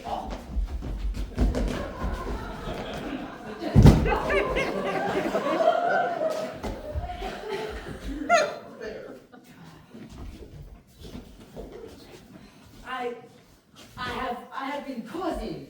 I have ready. Garçon. Boy.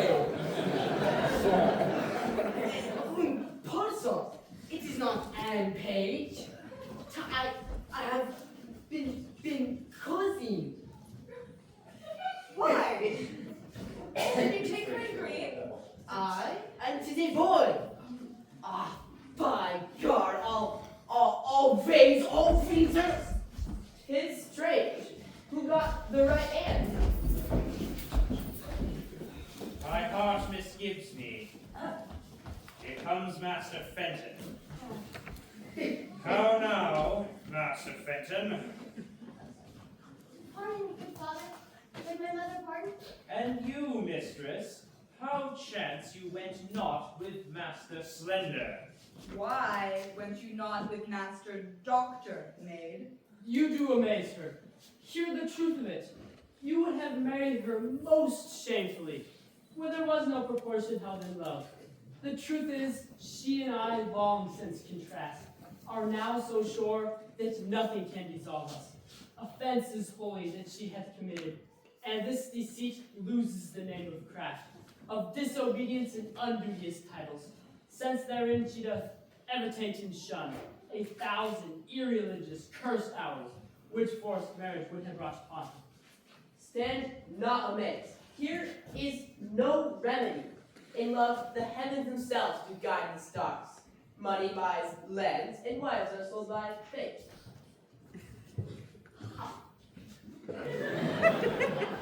I am glad that though you have taken a special stand to strike at me, your arrow hath glanced.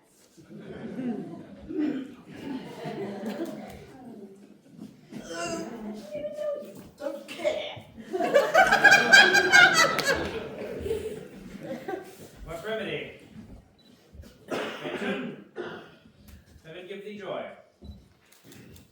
Cannot be eschewed, must be embraced. When night dogs run, all sorts of deer are chased. Well, I will muse no further. Fenton, having given thee many, many merry days. Good husband, let us everyone go home and laugh this for our my countryside. Sir John and all. Let it be so, Sir John. One master broke. You yet shall hold your word, for he died till I with mistress for. He and I.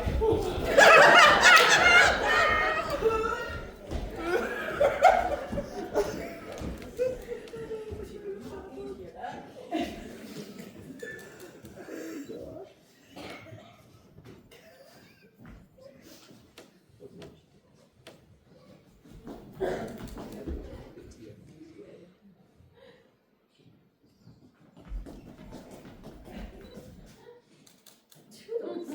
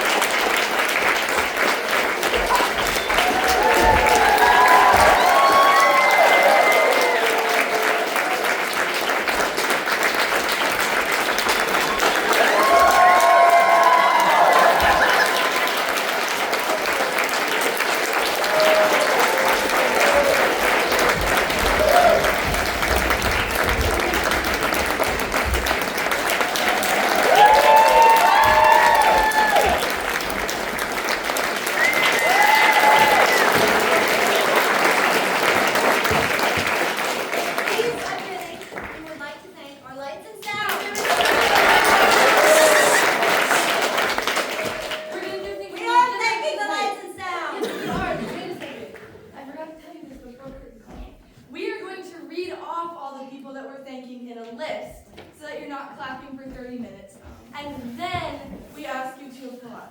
We will tell you when to applaud. Alright, now you Audience can sit down. We're also going to ask anybody who has been involved in any of these areas that we are about to recognize, please come forward to receive a card that we have for you. Alright, now. Now we would like to thank Lights and Sound.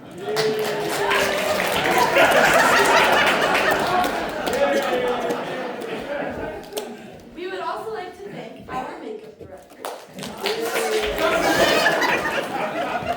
We'd like to thank our costumes and our prompter And our stage crew.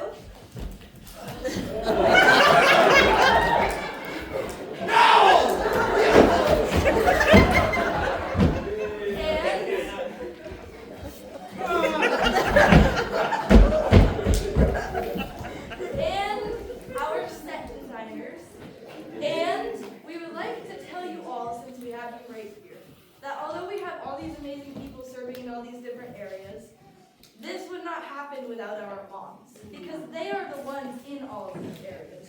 Someone's aunt and older sisters in makeup, someone's mom helping with costumes, sewing my buttons back on. So we would like to give an extra big thank you to our moms. You can clap now.